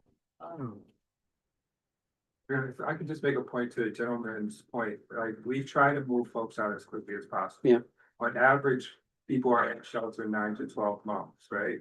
But it takes quite some, and then there are some people that are not eligible for vouchers, for subsidies, they can't work, and so they're in shelter for longer periods of time. But individuals that are qualified for the vouchers, generally move out within 9 to 12 months. The problem is that they're contending with the 1.4% vacancy rate, and so apartments are hard to come out. That's why it takes 9 to 12 months. But we work extremely hard to get folks out as quickly as possible. Yeah.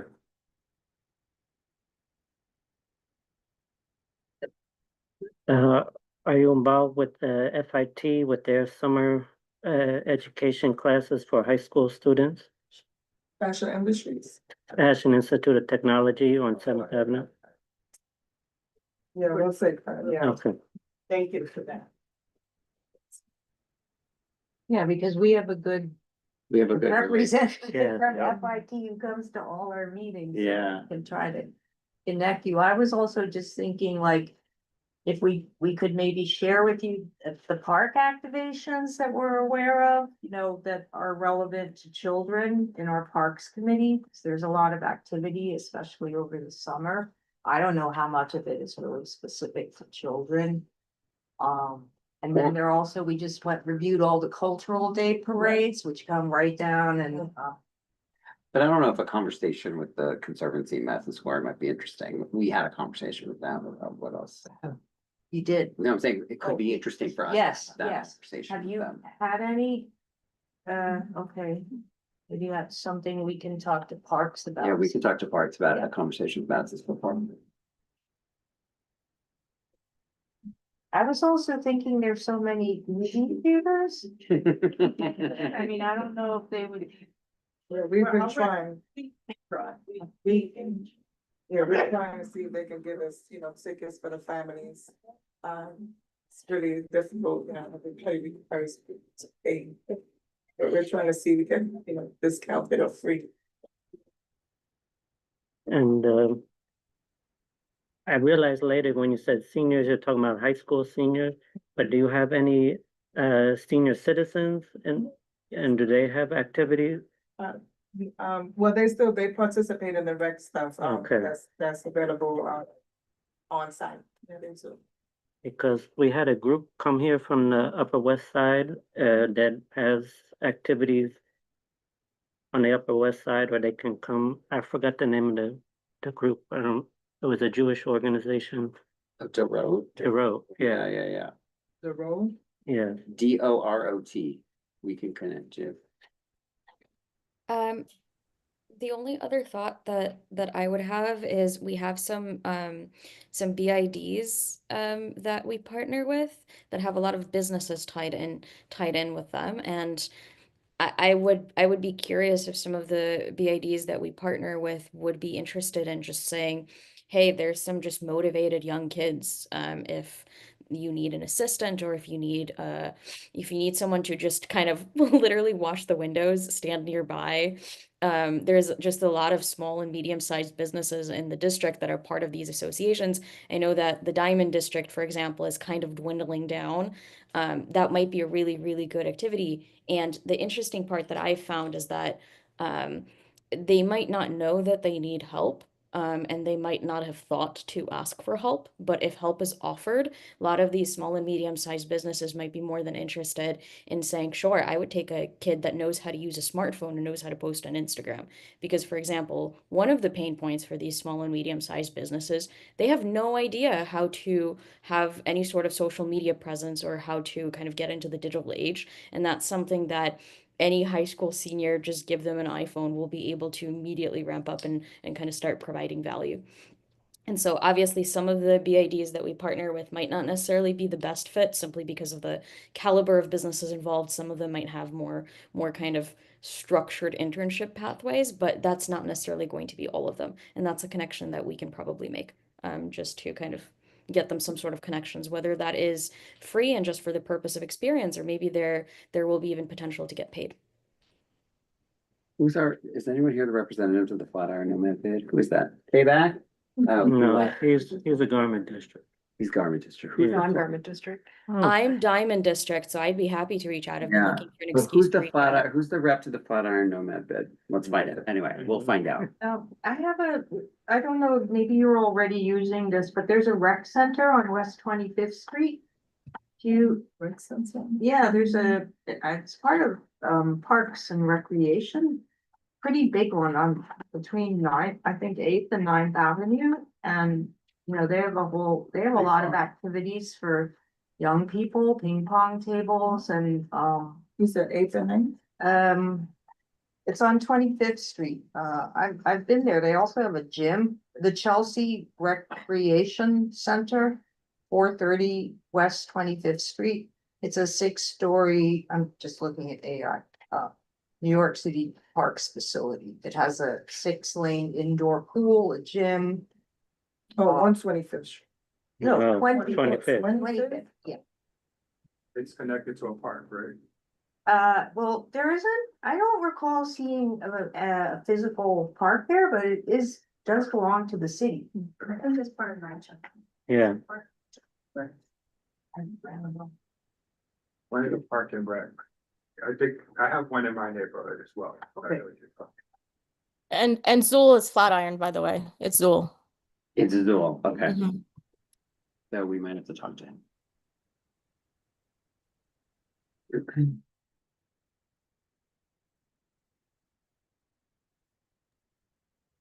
Sorry, I missed a little bit of that. My laptop died. I'm so sorry, guys.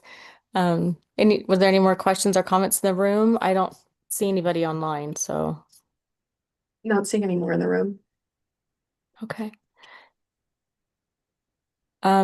Okay, how do you guys Right, think I'm- best to support them? Do you want to just be in contact and give some suggestions, or? I think we should take at least what was even said at this meeting and like Mhm. create a proper document and send it to them. Yeah, okay. At the very least, and then like add in like and like, you know, ask Zool to talk to the bit, like things like that.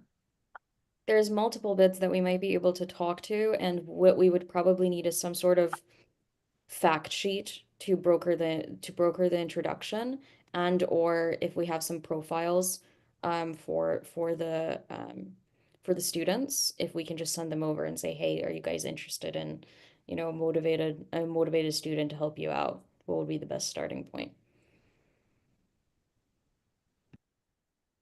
Okay, so we can put this in one of our subcommittee topics and have one or two people assigned to get working on that, if that sounds good. Anybody want to volunteer? I'll volunteer. You guys are a block away from where I live, so. Need to help too. Yeah. Okay, so Yod and Will, you good with starting to put some stuff together, and we'll compile some ideas as well and get them on one page. Is there an idea? Yeah, Tiffany, we're gonna take some comments and questions from the public as well. Oh, I asked if there was anybody else in the room. Sorry. Did you think of just going to the PTAs? I have 3 kids here in the neighborhood, and I'm sure, and in fact, I thought about it. I was reporting, and I thought then to reach out, and I'm sure that there's families, for example, who want to receive for dinner kids that are in this kind of situations. And then you mold connections that then will keep them busy because the play dates, etc. That's churches for sure. Libraries are super places where you can bring groups and do those kind of things. Yeah, and then I would be for my corner worried about healthcare, the healthcare services, because you sort of touched on that. I'm sort of sent there. And on my list was a question I needed to ask about substance abuse, and is that addressed? So it's not my personal question, but it's a question that my back group wants to ask. If you're informing or one of your activities, or if you signal substance abuse, are you proactively going out and help or link those people to Yes. agencies? Absolutely. Yes. Absolutely. There are, I was just, the churches, there are 2 churches on 29th Street. Yeah, I think one of them, I don't recall the name, one of Marble them, Collegiate. no, it's Okay, I know the, yeah. I don't They care remember. too. But they do, we refer the families there, they help them sometimes with clothes or food, with those small pantries and stuff like that.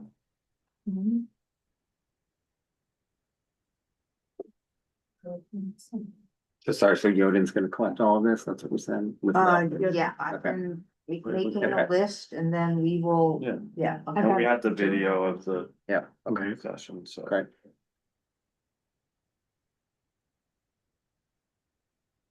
I don't want to miss anybody because I can't see. Sorry about that.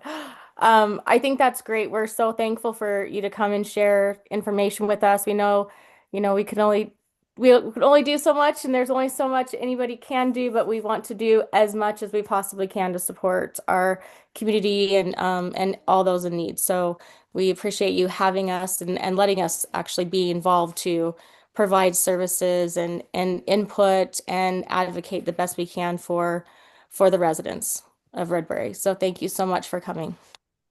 Thank you. Thank you. Thank you so much. Thank you. Thank you, guys. Okay. Okay, so just next item is just to go over subcommittees quickly. Not much in that we have that we're gonna start working on the shelter stuff as we have been. And so it's good we're getting some start and some feedback with that. As far as economic resource and housing, anybody on that committee have anything that they'd like to try to resource and bring to a topic in the next month or two of meetings? No? Okay. I mean, I ask I ask the board office all the time, so whatever comes by their way, but that committee is Gabby, Kevin, Mohit, Robert, and Andrea, if you forgot what committee you're on. Economic recovery and affordable housing.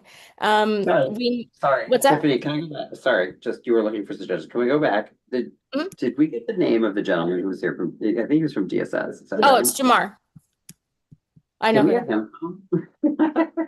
He just, I mean, I guess we would have to have like a specific topic, but like his sort of knowledge I found very Yeah, that helpful. would be very helpful. So But I think yeah, we he's would need to get he that on. actually is who came for DSS when we had when they came and spoke a couple months ago about affordable housing. Oh, I must have That's missed that meeting. Okay. yeah, great, yeah, okay. that's also him. He's great. Yeah. Sorry. Okay. I No, wasn't no, at that no meeting, problem. so that makes sense. But that's great. I mean, he seemed very knowledgeable and helpful, so it's good to know that we Oh, have yeah. that content. Yeah, he's great. That's why I actually messaged Melissa because I'm like, is that him in the room since I couldn't see? I thought it was. Okay. He's very, yeah, he's very helpful. Great.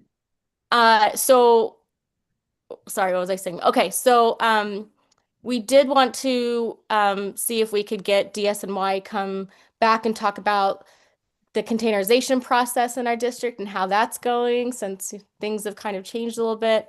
And we also are in the works of wanting and trying to talk to Department of Buildings for them to start to talk about the sidewalk sheds and what has kind of been coming on from that component since we last had our presentation on, you know, the regulations of the new sheds and the 7 different styles they could opt into and really just kind of get to know where we are with that since that is a big problem in our district.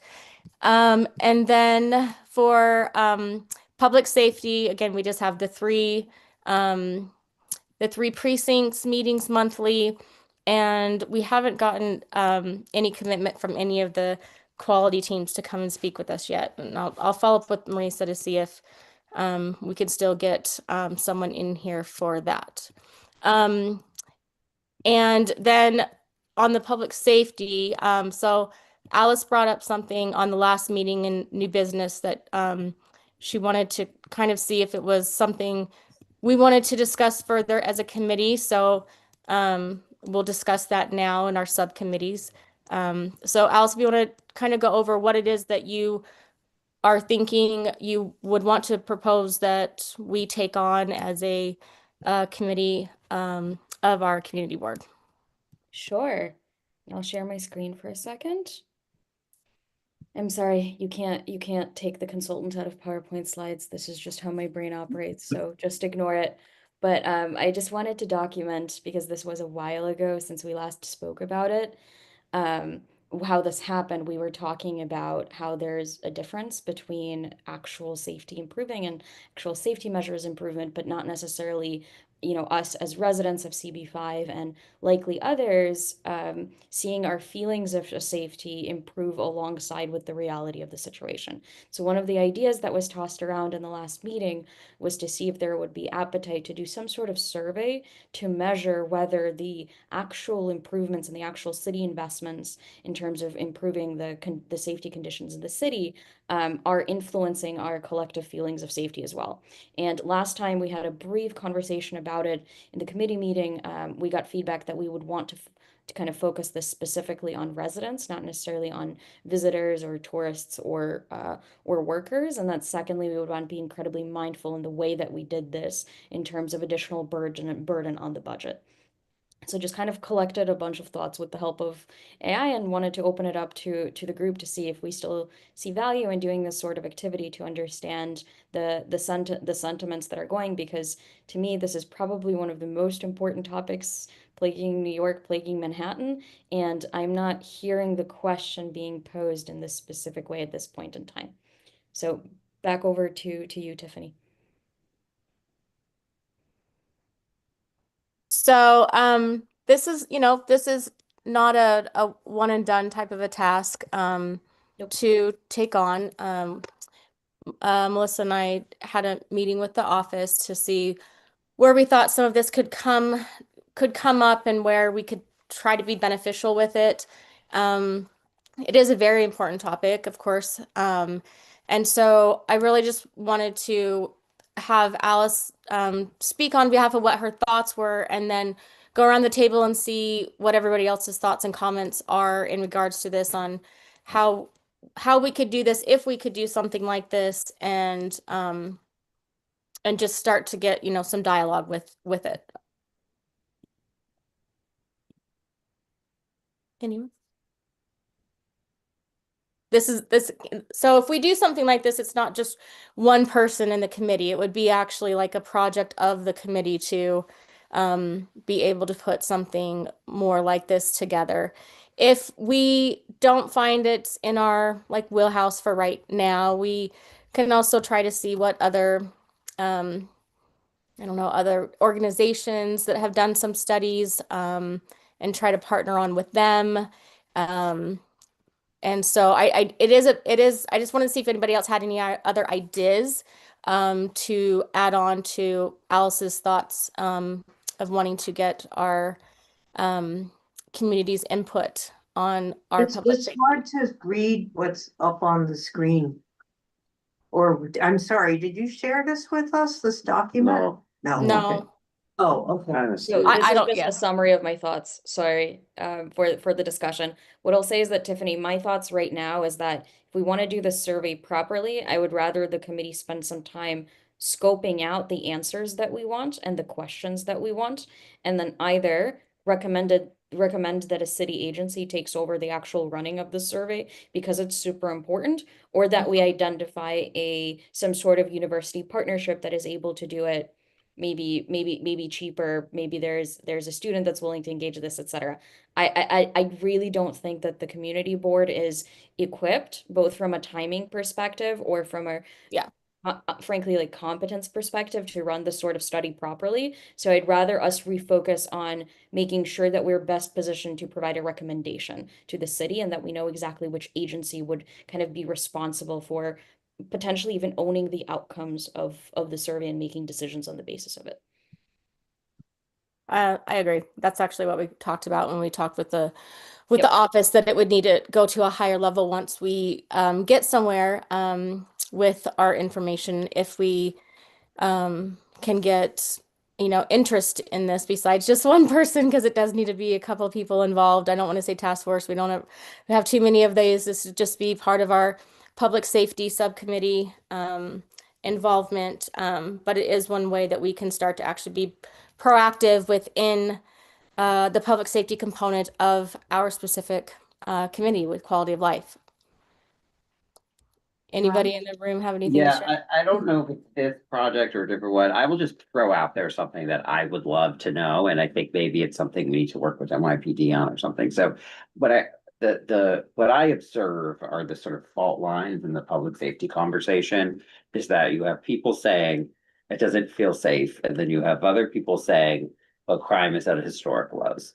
And what I think those groups are talking past each other about is that there is a whole set of, I don't think it's the correct term these days, but antisocial behavior. There's a whole set of things that are happening in the public realm that are not crimes, but are also, we have no data on.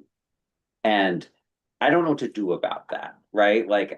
We track crime to some extent. Wow, we track major crimes. Major crime. We don't track life issues. Someone screaming loudly in a public space. That's making it right. And so, because it's totally legal in some extent to do that.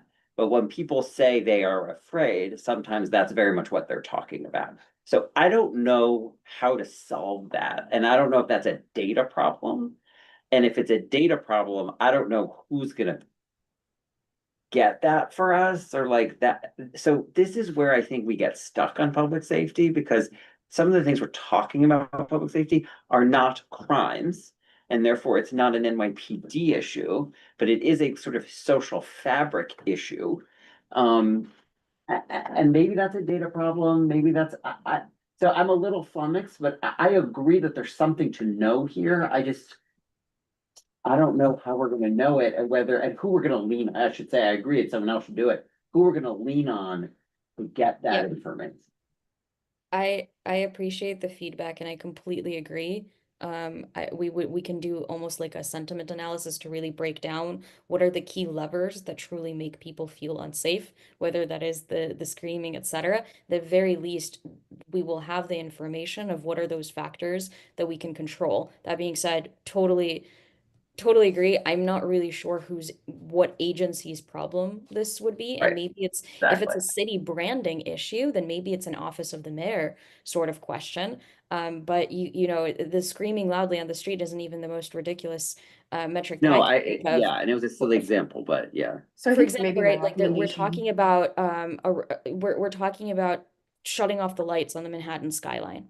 And we all know that we all feel a little bit less safe when it's darker outside. And so it could be these sorts of decisions where the city inadvertently may be taking these sort of very, very small decisions that contribute to this overall feeling of less safety without necessarily having the right parameters and the right understanding of how this influences the population. And so maybe the office of the mayor is the right avenue for this conversation, but I don't know. I'll defer to kind of other folks that know more about where this conversation could sit. Alice, thank you so much for putting this together. I think my thought on this, maybe both given the time and kind of what we can do here, is we start by documenting, like, as a committee, what our priorities are and questions are that we would want to know. What is the data that we're looking for? What are these kind of issues? All of those questions. And then once we have that and know what our priorities as a committee are, then we can think about what is the next step in terms of, is this a survey, you know, that we want to take on? Maybe not. Is this something that we want to write to agencies about? We can sort of figure out what the right next step is and who to reach out to based on what our priorities are. Yeah.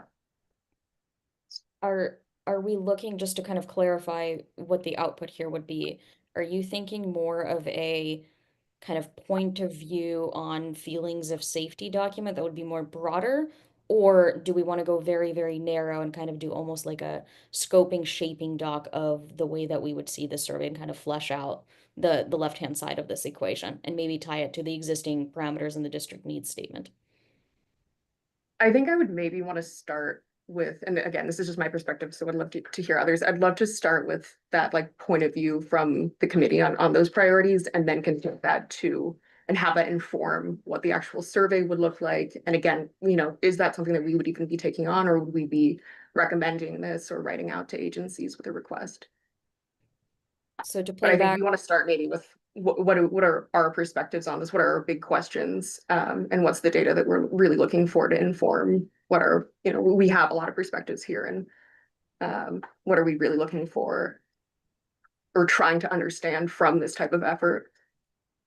so what I'm hearing would be helpful is to do kind of a fleshed out problem statement, very similar to what Yaron just said, of what is the core of the issue that we see here, and also what are the decisions that we may want to influence or ask for at the city level, and what are the pieces of data or information that we would need to support these asks or these questions. And then at that point, we can discuss what is the best avenue to get us these pieces of information to kind of validate our hypothesis. Is that correct?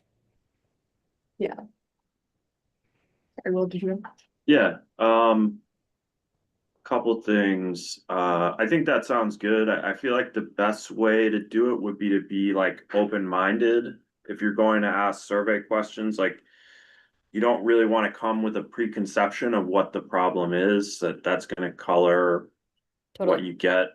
I think I like the idea of us surfacing ideas, but ultimately you do want to kind of be open-minded, because things that people have problems with might not be the things that we think. I mean, what I've come to hear or understand is like a lot of the lack of safety people feel has to do with homelessness. When I went to the police precinct, that's like all anyone wanted to talk about was like people, homeless encampments, and that, you know, nobody was talking about like I got robbed or, you know, any of that. It was all just like homeless encampments. And so I think there's an intersection there, but again, that's my conception of this, which isn't informed.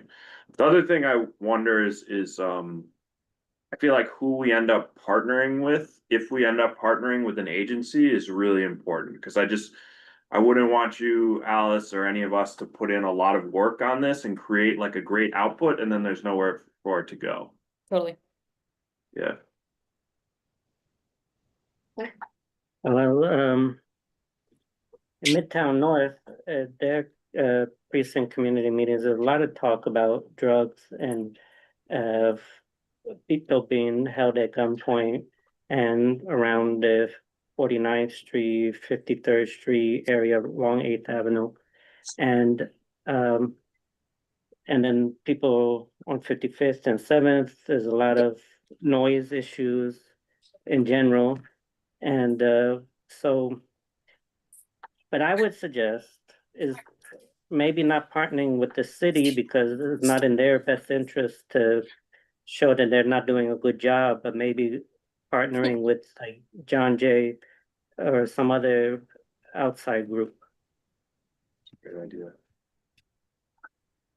Any ideas on what that group could be? John Jay College?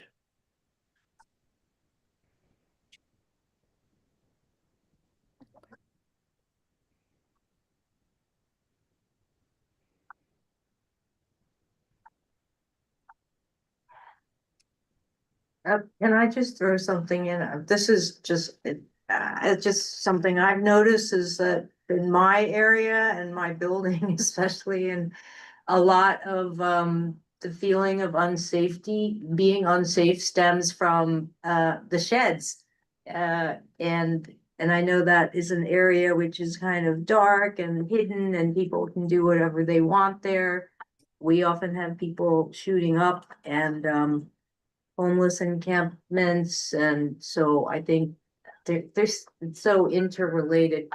I have a question, and I should know this, but like I don't know what when crime is down, what is included in that definition of a crime. I would like to know what that captures. For myself especially, like we have a lot of people trying to get into our building and that makes us feel really unsafe. But that's Not not, captured. that doesn't count as a crime. No, the Yeah. police reports of it's violent, it's their major crimes, and there's a one pager that they put out that has murders, rapes, grand larceny. You know, somebody who's trying to get into your building is not Yeah. gonna hit that Mhm. worksheet. Right, and would it capture 311 calls and that kind I of? mean, that's 311's probably a good resource, but I don't think anybody uses that. Or 911 calls? Would have Or to be no. a police report, right? And that wouldn't be 311. It's gotten significantly more dangerous in the last 5 years. I feel that way, And sir. I mean, I feel like everybody that's been in the city for longer than, you know, a decade has thought that. And what's that? Oh, I was waiting. I'm on audio now. Sorry, guys. I can't be on video now.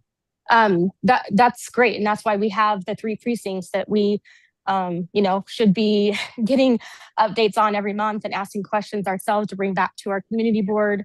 And I don't know all the specifics on what is listed under crime, but they do put out their precinct data every single month as well on each of their websites. So we really should start looking at those a little bit more intently and coming up with some components that we want to address. And with the sheds, Yoram, that's why we discussed about bringing them back to speak about what's changing with that, because that is one of the biggest components of safety feeling from the residents. So we're hoping to get them back to speak to us on what's happening.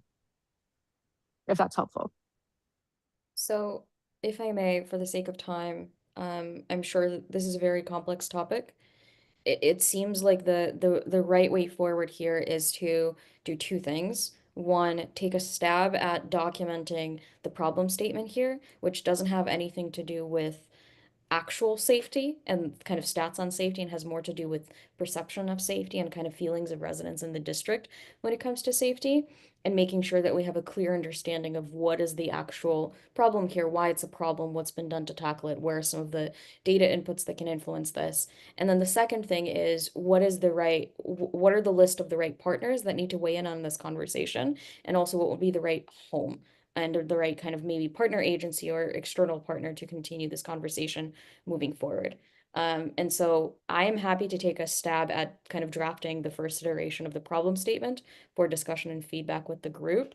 But I would certainly appreciate a buddy in helping kind of compile the right partner agencies and or just co-write the problem statement document as well with me.